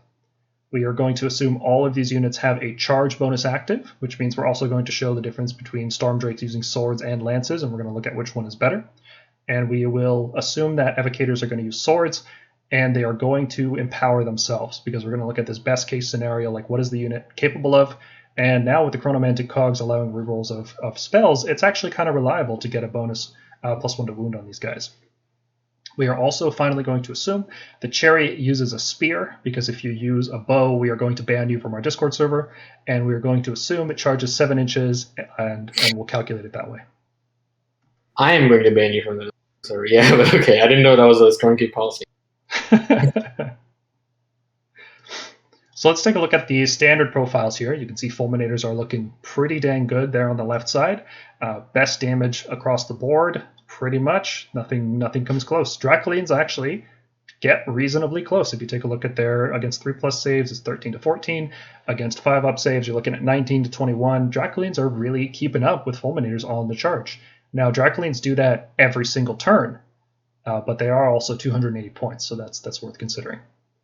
You can see here, Paladors, their damage is not very good. I think that Chariots are also not very impactful, but you kind of expect that from a Chariot because they only cost 165 points. So for them, it's more a matter of efficiency rather than impact. And you can see Dragons on the right side, For 340 points, they are doing less damage than Dracolines at 280 points. Even with their lances on the charge, they are not very high damage output. And then looking at them in the Hunter battalion, you can see how much +1 damage affects them. Fulminators are only getting about 33% boost. However, Paladors with axes gain about 60%. They get really high up there, going from 11 damage up to 17 against a 4-up save. Chariots gain about 45%, which isn't very much, but that's because the mortal wounds from a chariot are a big part of their damage output. That's just sustained combat is not a strong suit for the chariot. Hunter Dracolines are very high impact. You can see against 3+ saves, they deal equal damage to Fulminators, and then they actually end up dealing more damage against worse saves. And typically when you're fighting veterans, we're not dealing with a lot of 3+ save veterans. We're typically thinking 4+, 5+ veterans. That's usually the target. And Dracolines are fantastic against that. That's also with Rend 1, which means if you're fighting ethereal units, they are less impacted by that because their Rend isn't a huge part of their damage. And they're dealing mortal wounds, which can bypass armor entirely, and doesn't get reduced by things like the Cruel Gas Cruciator or the Heart of Fury from Daughters of Cain. Stormdrakes scale very well. You can see that lances and swords actually deal the same damage against a 3+ save. Lances are less than 1 damage point higher, and then swords start to scale better against anything with a worse save. And this is on the charge, mind you. As soon as the lances are not on the charge, their damage drops off significantly. So it seems like if you're going veterans, swords are the way to go for Stormdrakes for sure. Now here's an interesting look. Let's take a look at what happens when you break these units down in terms of how much damage you get per 100 points that you spend. Because the chariot, as we said, is not a lot of damage, but it's also much cheaper. So let's equalize everything, and let's break it down by, for every 100 points you spend, how much damage do you get? And still, Fulminators are the best, without a doubt. They 230 points, and they were the highest damage, so it makes sense that they're the most efficient. Paladors and Chariots are about the same in terms of efficiency, which is a little bit of a surprise. That just goes to show how efficient Chariots are. Dracolines are somewhere between Chariots and Fulminators. They're doing good damage, but they cost more points, so that's what you expect to see. And then Stormdrakes are the bottom of the barrel in terms of efficiency. You get 4 damage for every 100 points you spend. With lances, that's not great. Not great at all. And that does change quite a bit when you go into when you give them all +1 damage, but that's because they have different scaling factors.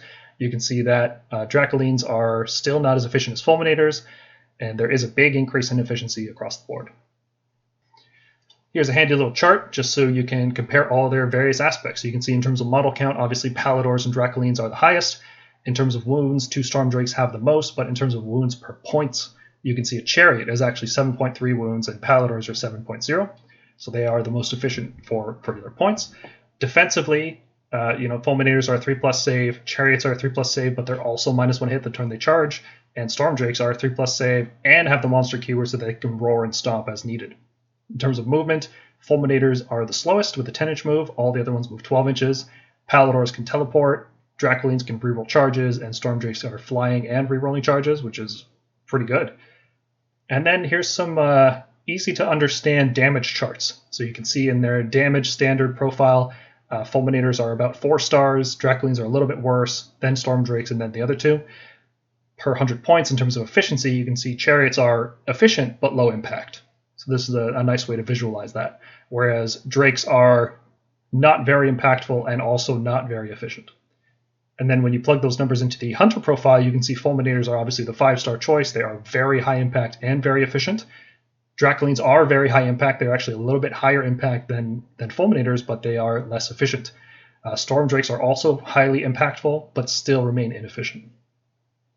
And there's also an interesting little thing at the bottom here, the max mortal wounds per turn, because this is a dice game, and sometimes you just swing crazy high, man, and those are feel-bad moments. But it is worth noting that Fulminators can only do a max of 6 mortal wounds per turn, Paladors don't do any, Chariots can charge and deal 12 per turn, 3 Dracolines every time they fight can deal up to 9 mortal wounds, and 2 Stormdrakes with their breath can swing crazy high and deal 12 mortal wounds as well. So let's put all that together. Fulminators are the slowest and lowest model count, but their damage is exceptional. They do such high damage that you want to make up for the fact that they are so slow and so low model count, and they do become battle line and Hammers of Sigmar, so they are a very efficient unit in many ways. Chariots, they do low damage. really low impact, but they are pretty efficient. They have a fantastic defensive profile, so they can survive multiple turns. They are not veterans. None of these units are veterans, and none of them take +1 damage from the Hunter's Battalion. And the low cost of the Chariot is very interesting. You can slot it into a list where you wouldn't be able to slot other units. So being 165 is a pretty neat niche. Pretty interesting niche. Paladors, unfortunately, their damage is just low across the board. Even when they go into Hunters, they do more damage, but it's just not enough. It's not impactful, and it's not very efficient either. They also have a lot of problems with their teleport ability. That's kind of the thing that puts them over the top compared to other units, is that they can just teleport across the table, but there's weird restrictions on it that I don't know why they exist. For example, they have to be more than 1 inch away from all terrain and from all objectives, and more than 9 inches from all enemy models, that actually does limit a lot of places that they would normally be able to land, because you can't go in terrain with them, and typically people will fill the space between terrain. So that teleport is not very good. And when you add in that they don't have a charge bonus to reliably get them in combat after teleporting, if you can't steal objectives with it, if you can't get into terrain with it, and you can't reliably charge with it, what's the point of even having a teleport? Evocators on Dracolines do pretty good damage, but they're inefficient. Their hunter damage is really good, not as efficient as Fulminators, but still very good. And unlike every other unit that we've looked at, it can use Lauchon to teleport 18 inches and then do a 12-inch move and then have a rerollable charge after that. That is the highest threat range possible in the game right now, for Stormcast at least. That's actually higher threat range than what the Stormdrake Guard were doing, and they had to nerf Draconic Onslaught because of that. However, I think Evocators and Dracolines they're not as oppressively durable as Stormdrakes are. They're only 15 wounds on a 4+, while Stormdrakes were 18 wounds on a 3+ with Monster. So I don't think Evocators are going to run into this problem. And also, only 1 unit per turn can use Lauchon. So I don't think we're going to have this kind of problem that we had with Stormdrakes. They do need to cast Empower. That is a downside. However, if you bring something like Chronomantic Cogs or a Stardrake to boost your army's casting, then that's not that unlikely. Stormdrake Guard have relatively low damage. They are inefficient in all scenarios. However, they are fast and flying and quite durable. Their defense is highly impactful. You can bring a Lord Castellan to give them +1 save. You can all-out defense on 4 of these guys, and they become a big wall. And you can drop Gardas into play next to them to give them a 5-up ward, and they become very tough to take down. They can use Monstrous Rampages, which are more useful now than ever, because you can roar units to deny them +1 hit. You can roar them to deny them +1 save. You can smash terrain, which is becoming more relevant as we see more armies introduced with faction terrain. So Stormdrake Guard are still looking very good, despite their high cost.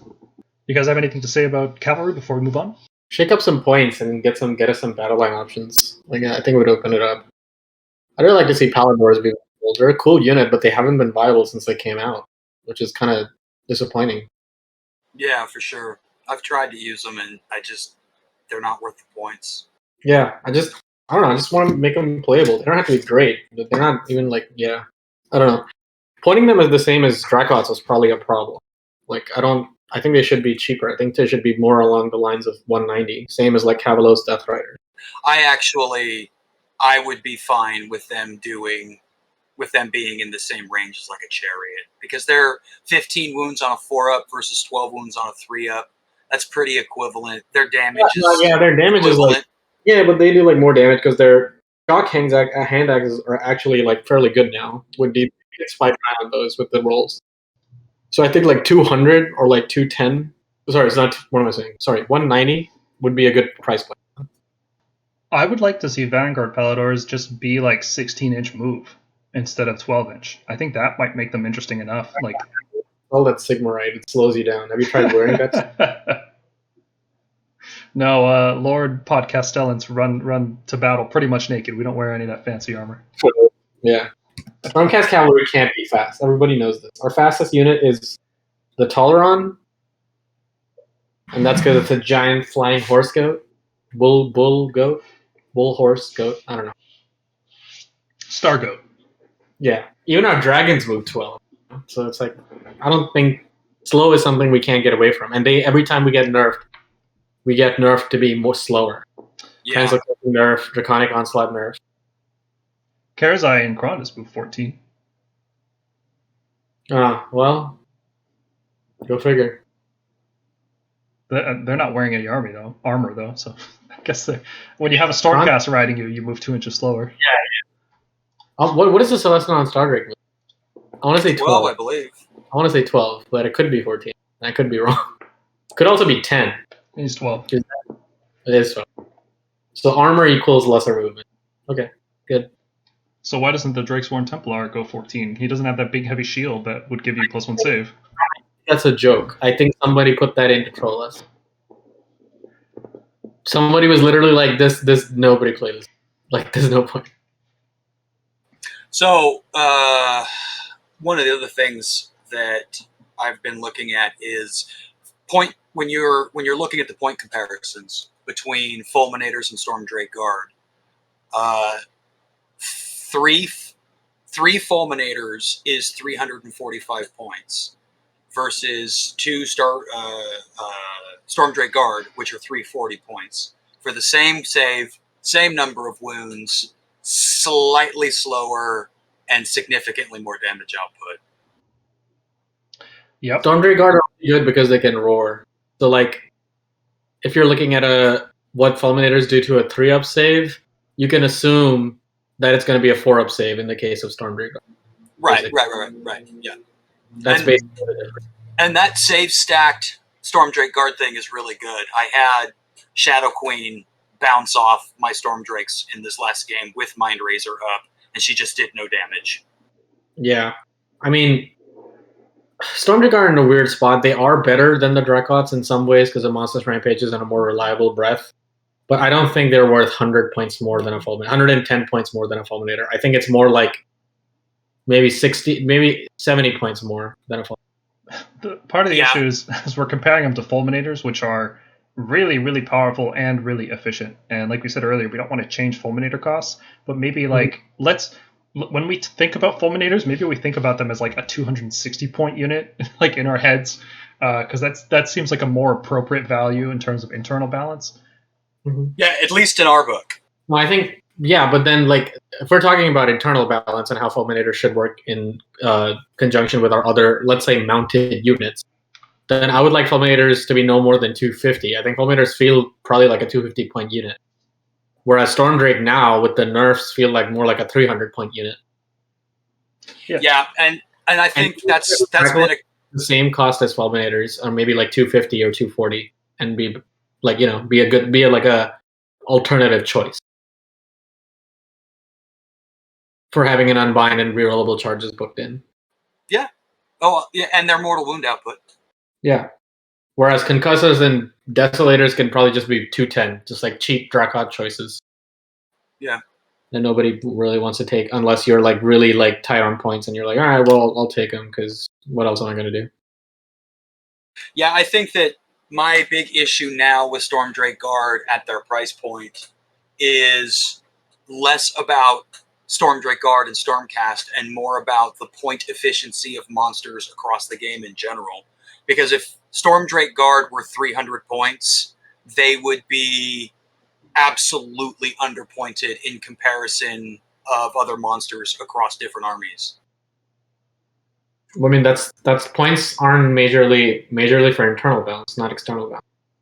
Those other armies also have access to better screens and just better efficient units that don't require resources.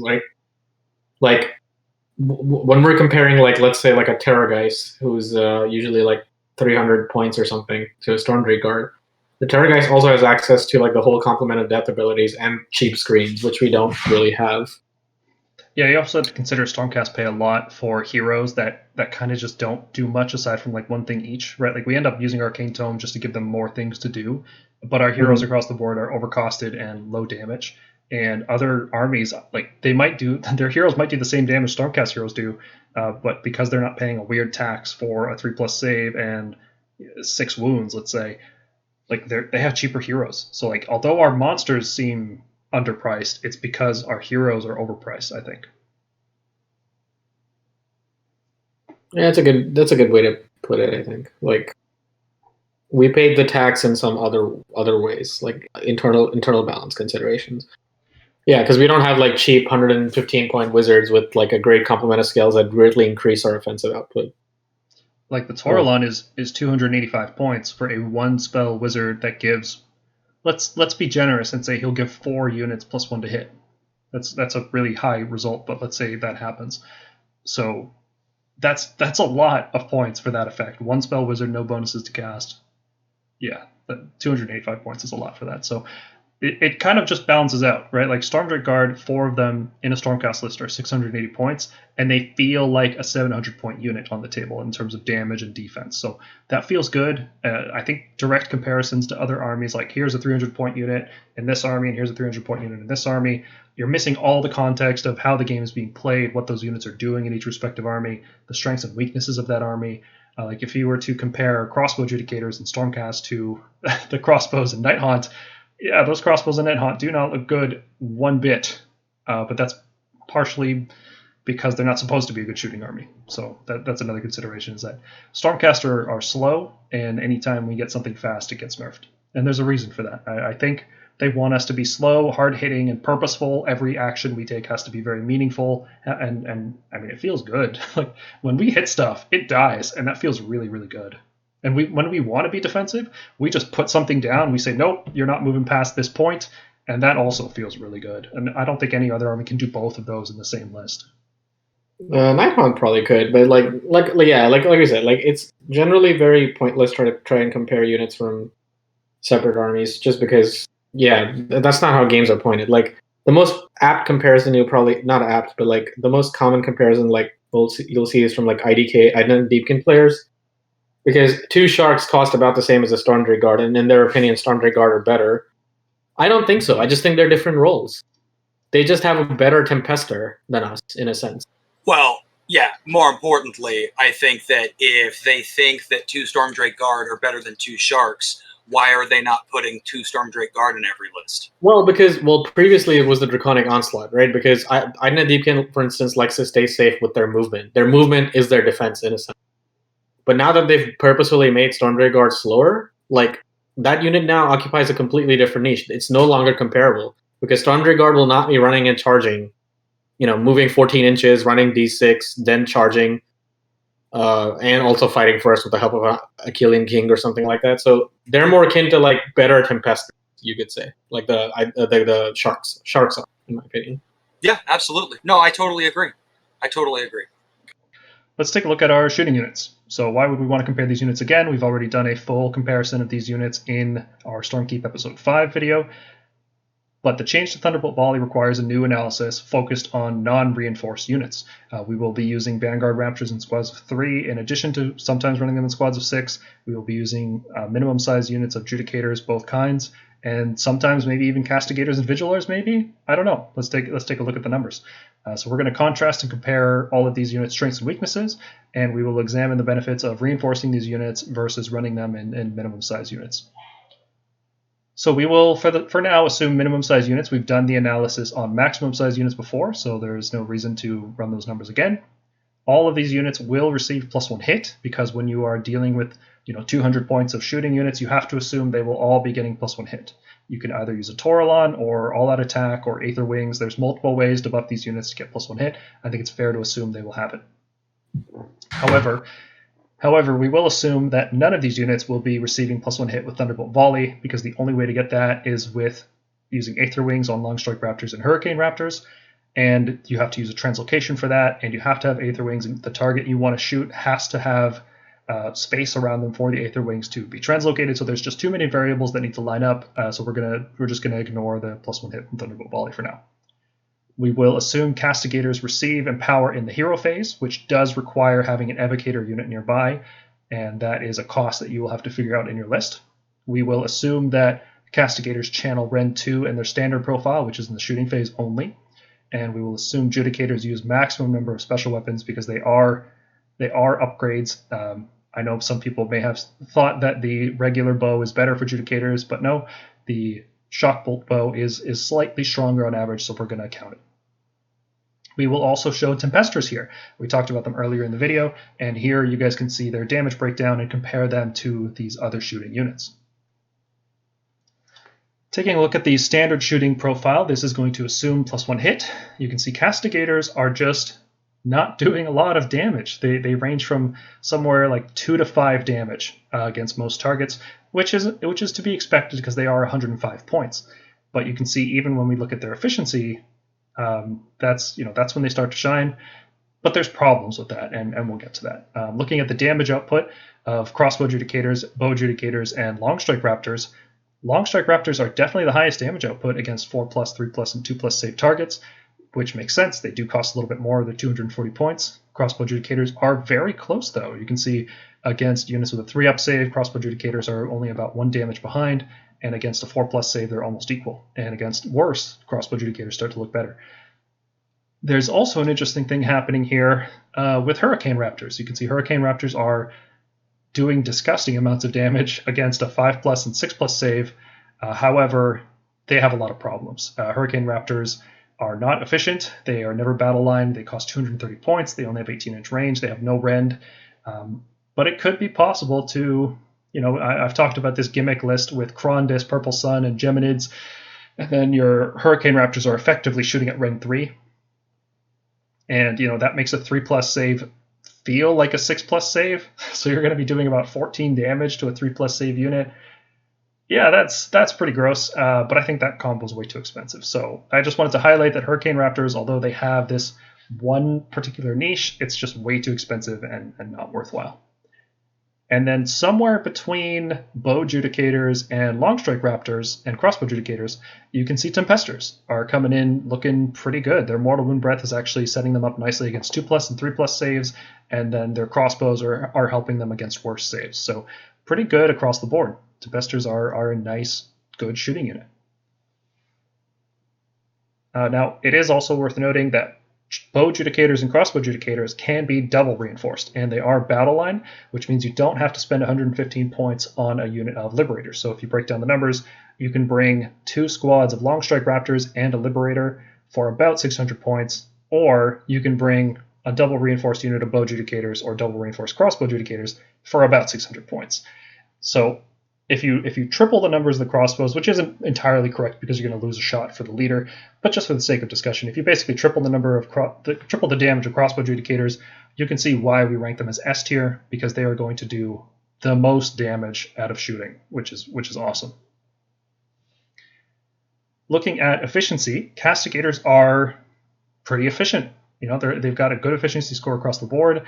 However, they have problems. Efficiency doesn't translate into impact very well because castigators can't be double reinforced. They can only be single reinforced. And when you reinforce them, they actually lose a significant amount of damage because the leader bonus is +1. It's 1 out of 7 attacks on average, which is a big bonus to lose. So reinforcing this unit is a loss in terms of efficiency, and you can't really cast multiple empowers on this unit. It's not really feasible. You need too many units of Advocators, which are just overpriced right now and not worth bringing.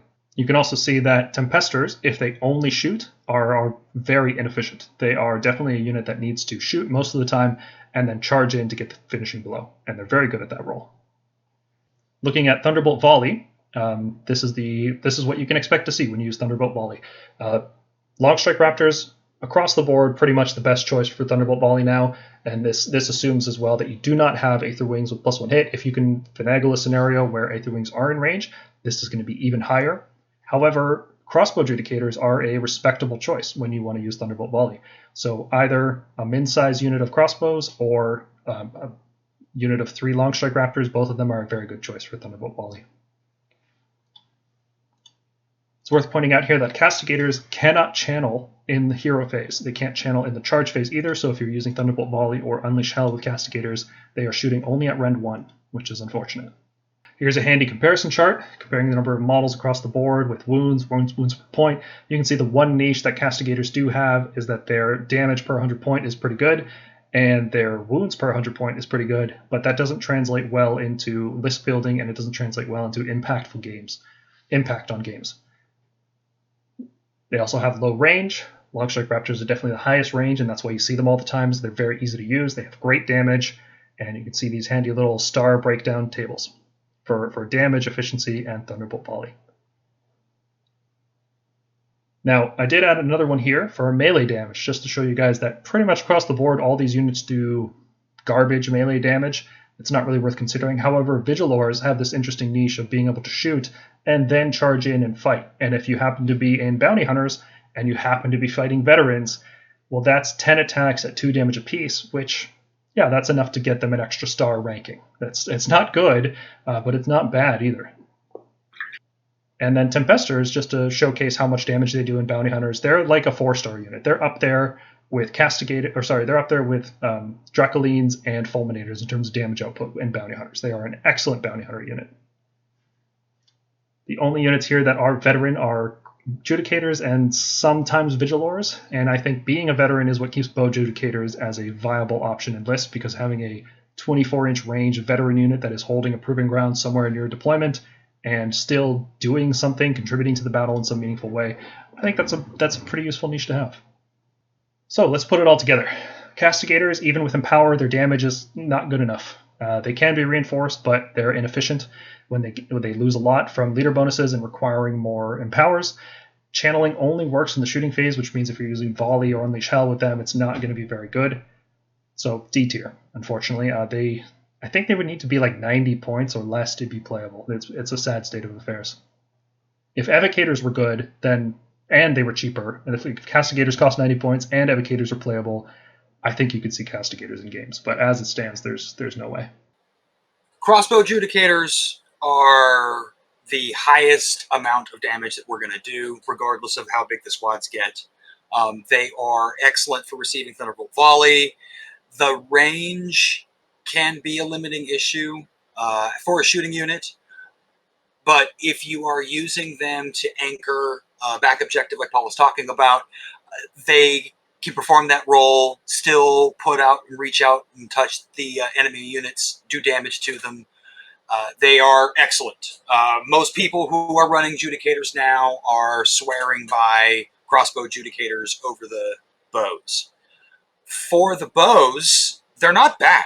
Like, bow Judicators often are the baseline standard that you can compare stuff to. They are not exceptional in any role, but they are not terrible at any role, which is why we have them ranked at B tier. Their damage is mediocre, but you can reinforce them for more shots, which equates to more damage. Their range is fine. They fill a battle line slot. So don't feel like you need to grab your Judicators with bows, rip the bows off, and stick crossbows on them. You don't need to do that. They work fine just as they are. Yeah, bow Judicators are not particularly high impact like long strike Raptors or crossbow Judicators, and they're not particularly efficient because they cost around the same amount of points as these units too. But the range and the veteran status keeps them as playable. And if you bring bow Judicators, just consider that you might have to have higher damage in other units in your list. So if you run bow Judicators, I wouldn't run them alongside Storm Drakes. I feel like that's too low damage units, and that's not going to be able to punch through big monsters and save stacking. But if you were to run bow Judicators alongside, say, Fulminators, I think that is a pretty good combo. I think the mortal wounds add up. Like, I know we're not counting those, but like those actually do end up mattering in some matchups. Just being able to, because crossbows generally don't want to hit like those 3-up save targets because they can go to 2-up with all-out defense. Bow Judicators can basically just about hit anything. Yeah, to be clear, we do count the mortal wounds. Like they are included in the damage charts. But I know what you're saying in terms of valuing the mortal wounds. Yeah, there's a lot of units that can easily get to 2-up saves, and the crossbows are just going to bounce off them. There is the special crossbow, which is Ren 2, but that's still not as useful as a mortal wound. But if you need high-powered shooting, long strike Raptors are there for you. They're just always good. Hurricane Raptors are never battle line. They're never a veteran, so they don't have that kind of that additional utility that Judicators would have. They are low range, same as crossbow Judicators. However, unlike crossbow Judicators, they're only 6 wounds per squad, which means when you take enemy shooting damage, your Hurricane Raptors are just going to get wiped out, while crossbow Judicators could be double reinforced, they could have Guardus, they could be surviving that shooting damage. Hurricane Raptors do scale well with hit and Ren bonuses, so if, like I said, if you want to bring Cronidus, Purple Sun, Geminids, stack all these save debuffs on an enemy, yeah, you could get some good damage out of Hurricane Raptors, but that's a crazy expensive combo that has all kinds of downsides. It's very inefficient when you start looking at battle line. It's very inefficient when you start looking at how many units you have left to contest objectives. just doesn't seem very useful. Now, they are decent damage output when you're fighting units that ignore rend. So if you're fighting a lot of Night Haunt, maybe no, just use crossbow adjudicators. Crossbow adjudicators have that same kind of thing going for them. A lot of their damage they don't care about the rend, so just use crossbow adjudicators instead. Longstrike Raptors are excellent, super high range, the best Thunderbolt volley for the most part. Gets even better if you have Aether Wings. They high mortal wounds, rend 2 up to wound. They're very reliable, very easy to use, but also very risky because they're so fragile. They're only 6 wounds for 240 points, so if they get hit by any other shooting, they will just die. The change to Thunderbolt Volley, I think, has been a blessing in disguise for Longstrike Raptors, because now instead of running them as a big squad of 6, we're going to run 2 squads of 3, or even 6 squad and then a 3 squad. And that's a lot easier to keep them alive and a lot less punishing when they do get shot off the board. Have them in separate corners, so they can only focus on one at a time. Yeah, and the way the Aether Wings give you +1 hit is if the Aether Wings are in range of an enemy. So if you have like this crossfire thing going on with Longstrike Raptors, they both get +1 hit against the unit that the Aether Wings are focusing on. Now, the downsides with Longstrike Raptors, of course, is that they're not battle line, they're not a veteran, so you have to fill other spots in your list with battle lines. They can't sit back and contest Proving Ground, so if they're the only unit you have in your backfield on an objective and your opponent declares that as the Proving Ground, well, they can easily steal that from you or prevent you from controlling it if it was previously controlled by them. So those are some serious downsides. You should offset that with the rest of your list. You should bring a bunch of Redeemers, like a list with just Longstrike Raptors and Fulminators and Stormdrakes. Probably not going to be the best list because you won't have any of those veteran units. Whereas if you were to swap those Longstrikes for crossbows, suddenly that list is looking more like it can win more games because of the veteran keyword. Looking at Vigilors, their damage is poor. They shoot worse than Skybolt Judicators. They have low range. They're only 18-inch range, which is, if you're going to do less damage and have less range, that just doesn't make sense. They're only battle line and veteran if you have a Knight Judicator General, which most lists don't have. Knight Judicators are a situational choice. Their +1 hit effect is marginalized by the fact that any unit can just use all-out attack. There's Aether Wings that give our Longstrike Raptors +1 hit, and then Taurolon can buff all of these units with +1 hit, so it's not like we're hurting for ways to get +1 hit. It also requires damaging the target, and not just hitting it, not just wounding it. You have to get through the save rolls and the wards if they have any, and that's a lot of dice rolls that can fail. I think their main use is the fact that they can use Guided by Lightning to get 7-inch Scions charges. But wouldn't you rather just use Vanquishers or Grand Hammers for that? I don't know. It's really... Vigilors are kind of in this space where they don't really do anything very well. You could give them like Rend 3 shooting if you had Krondus and Purple Sun, and then you charge in with 7 inches, and then they have Rend 3 melee damage as well. But just use Grand Hammers instead. They're so much cheaper and easier to use. So yeah, use Vanquishers, use Crossbow Adjudicators. I can't see the point value for Vigilors to be viable. I'm thinking something like 160. Something like a Chariot. What do you guys think? Yeah, I'd buy that. I'd run them if they were, in the 160, 165 range. And our final shooting unit is the Tempestors. They cannot use Thunderbolt Volley, so if you want that additional damage in the hero phase, you should bring them alongside a unit of Long Strikes. However, then you're looking at 2 units that don't have veterans, so you got to balance that out with some Redeemers. Tempestors shoot better than 5 bow Judicators, while also having a 10-inch move, having additional wounds, and then having good melee attacks too. And they're also battle line and Hammers of Sigmar. So Tempestors are just great all around. Now the only thing that's keeping them out of S tier is that if you only have Tempestors in your list, you're going to really struggle. They're not a unit that you can spam. They're not a unit you build your entire list around. But they are just they're like the opposite of Vigilors. They're good at everything they do, whereas Vigilors are bad at everything they do. So it feels great to use Tempestors, especially at their current price point. And anytime you stick them in Bounty Hunters and you get to fight a veteran unit, just great. It feels great to suddenly your shooting unit also turns into a blender against enemy infantry. It feels really good. Yeah. Go ahead, James. Yeah, I was just gonna say goodbye Brutes, goodbye Yard Boys. Tempestors will just nuke things. Oh yeah. In the 6 games I played this last weekend, I never got in one combat of one game. I rolled the Rider attacks against veterans. Normally, I would just roll the DRACOTHs. The DRACOTHs would wipe the unit, and that was the end of it. Sounds about right, yeah. Ren 2, 3 damage hits from a bunch of mounts. Are you guys liking Tempesters min-sized squads, or do you run them as a block of 4? Last time I ran them was a block of 4, and that was quite honestly devastating, I'd say. I do like the idea of 2x2, and I'm actually utilizing them in a less 2x2 coming up. See how it goes. Both instances, though, I didn't rely on buffs into them, so... Yeah, in my previous tournament list, I was running 2x2. But in this current list that I'm running, I'm doing a block of 4. And just dropping them on a table quadrant or on a flank objective and shooting everything off of it, claiming it, and daring people to come take it back from me. Yeah, because they can unleash hell in the charge phase, and then all-out defense in the combat phase, and they become this very durable unit that's going to also rip through veterans. Tempesters are so good right now. They do like Geminids a lot, too. Mm-hmm. Purple Sun is a big favorite with them as well. Yep. How are you guys running your Long Strike Raptors since the season change and the change to Thunderbolt Volley? Are you still using a squad of 6, or have you swapped over to running 2x3? 2x3. I swapped to running 2x3. I can see a case for 6 where you don't really value Thunderbolt Volley, but you're trying to lead in damage via Unleash Thy Hatred instead. Like, I wonder if that helps make up for that. You could run both, right? That's always an option if you have like Long Strikes, Grand Hammers together. Yeah, I mean, 6 Long Strikes is still like a very potent force to put into someone during a shooting phase. It spares you the trouble of having to rely on the Aether Wing for maximum efficiency. You can just use a CP. Losing out Thunderbolt Volley, it opens up options in the sense that I could use Unleash Thy Hatred, or I could start, maybe taking a call for raid or something like that.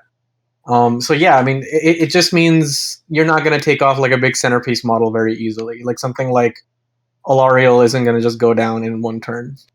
Well, not just to Long Strikes, but if you bring some Tempesters and Krondys to assist, I think we can kill. We can definitely kill her in one turn. Yeah. Have any of you guys tried using 9 Long Strikes yet? I've rolled around with lists, but I am genuinely curious with that. I feel like that list will... The thing is, like, I was already not going to do that because of Ina Deepkin, but now Cruel Boys, man. Like, people want to play that faction, and I think, like, this Grinning Blades change makes Long Strikes not that good against that 12-inch restriction. Well, with that in the meta, with those considerations, would you consider, like, we haven't talked about Knight Judicators here because they can't use Volley, and they're just a different enough unit that we haven't really considered them. Would you consider some kind of like heavy Knight Judicator list that then leaned on to, for example, Tempesters as a melee hammer? Because Knight Judicators can kill elites, and then Tempesters can kill out infantry. Ooh, I like the idea of that list. I do like the idea of that one. I see a Knight Judicator working better because effectively when we talk about Ren in the game, people go for all-out defense, which means Long Strikes, like they're -2 Ren, but like they're gonna all-out defense. Whereas the Knight Judicator's own Ren sort of accounts for that with -3 Ren. Knight Judicator's only problem being if you're taking multiple, you really need to bring a Toleron with you. Yeah, there's no other way to buff that many units, and when you're spending Vigilor, great. Sorry? You could with a Vigilor. I'd rather spend points on the Toleron. Yeah, that one has a chance of failing, whereas the Toleron is a guaranteed +1 hit. And it's a wizard, and it has a mount trait. Yeah. Yeah, for just like 90 points more or something, yeah. It's probably not worth it. Well, how about crossbow Judicators? How are you guys finding them? Because we were really, really liking them in squads of 15 and doing this huge Thunderbolt Volley. We even had a whole list archetype that was built around translocating the crossbow Judicators, using a Volley to clear out screens, dropping a Knight Vexillor into play, teleporting the Judicators again so they could shoot a second time. That was a whole list for us. Like we were seriously considering that as a GT list, and now that's gone. So how are you guys liking Judicators in various sizes now? I love them. Like if you were the person who was gonna take 15, just split them 10-5. Doesn't reduce that much efficiency. You'll still get to retain Thunderbolt Volley, but you don't get that a huge Thunderbolt Volley. but they still do their work, especially if there's anything that you can do that increases their rend. So either the Cron Dispel or like a Geminids in their face, like they'll still do a lot of work. Plus, you get 2 leaders, and those 2 leaders essentially amount to 6 Raptor shots without the mortal wounds. And you fill 2 battle line slots that way. Yep, you fill 2 Galatian veteran battle line slots.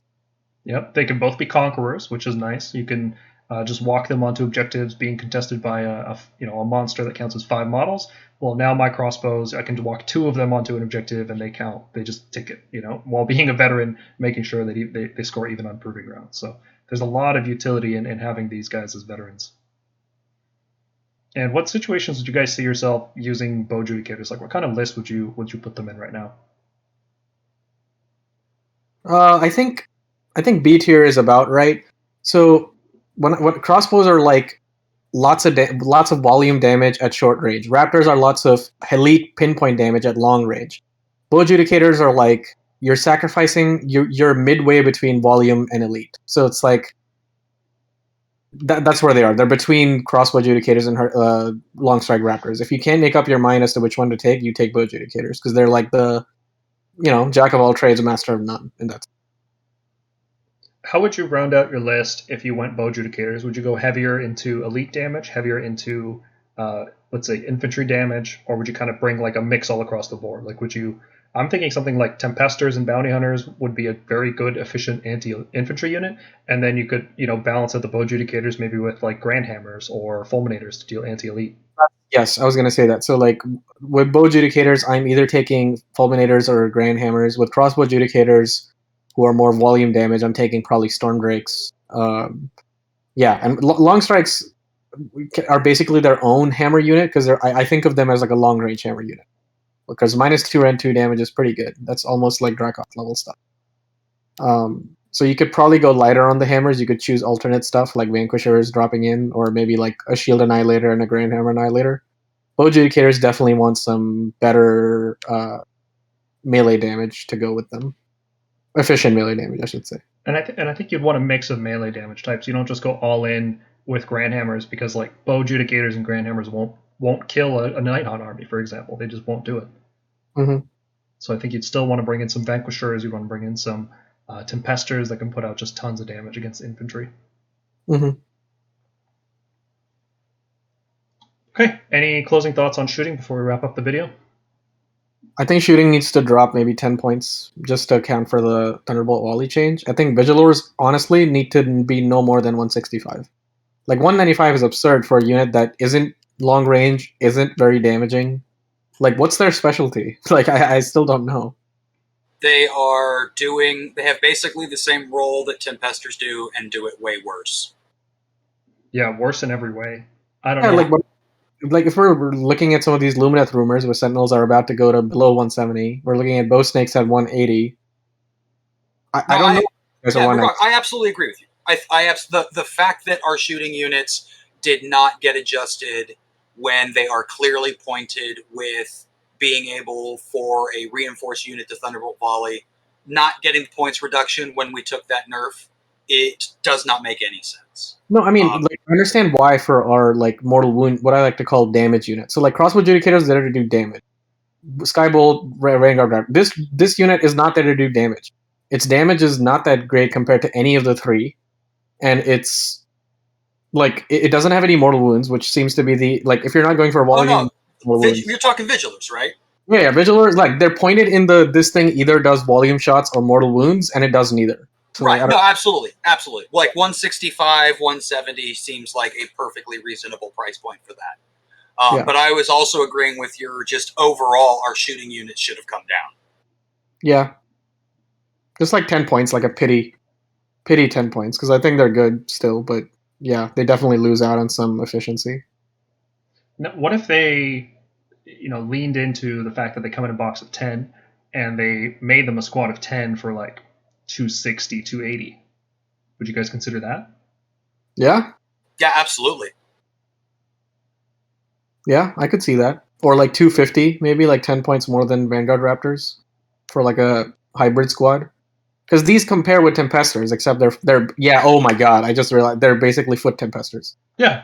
They're bad Tempesters. Yeah, they're bad Tempesters. So just Yeah, that's what I would do. I would cost them like 250 for 10, or I would like just bring them down to 165, 170, and I think that'd be fine. Maybe even 300 for 10. Just that's a lot of bodies, and yeah, that makes them very efficient. Would you play them at 300? 10 models for 300 points? No, because I think I'm still want to use them with an Impertant sometimes. That's the only thing. Yeah, their War Scroll is just bad. They're really good for like Unleash Thy Hatred, because if they manage to give the any like Paladin unit +1 to hit and +1 to hit, then you're not spending all out attack. You can just like Unleash Thy Hatred on 2s, which is pretty good. That is nice, but I think I'd rather use an Azuros for that because he can just run into range. 12-inch fly, 6-inch run, and then 9-inch effect, and that's guaranteed. You don't have to roll any dice for it. Right, but that could mean he's threatened for like a counter strike next turn. These can be relatively safe at 18 from anything but the fastest of movers. Yeah, that's true. But the dice roll aspect of it, the fact that it can fail, even against it is 11 shots, so it's like not. It can fail, but it's also like not the worst thing in the world. Well, before you even get to save rolls, 3s and 3s less than 50%. And then, yeah, not ideal. Yeah. Okay, and that wraps up this video. Hopefully you guys have gotten something interesting from listening to us look at the numbers and discuss the units and how we rank them, effectively justifying our rankings from last week's video. If you have anything... I'm not good at the social media stuff. Help me out here, guys. Oh, yeah. If you guys disagree with us or have other thoughts where you think we have underrated or overrated a unit, please put it in the comments below. As always, if you appreciate the content, like, subscribe, all that YouTube algorithm stuff, we appreciate it. And we look forward to seeing you all again next time. That's why we got you, Jack. No, thanks for tuning in, guys, and we'll see you in the next one. See you guys down the next one. Take care, guys.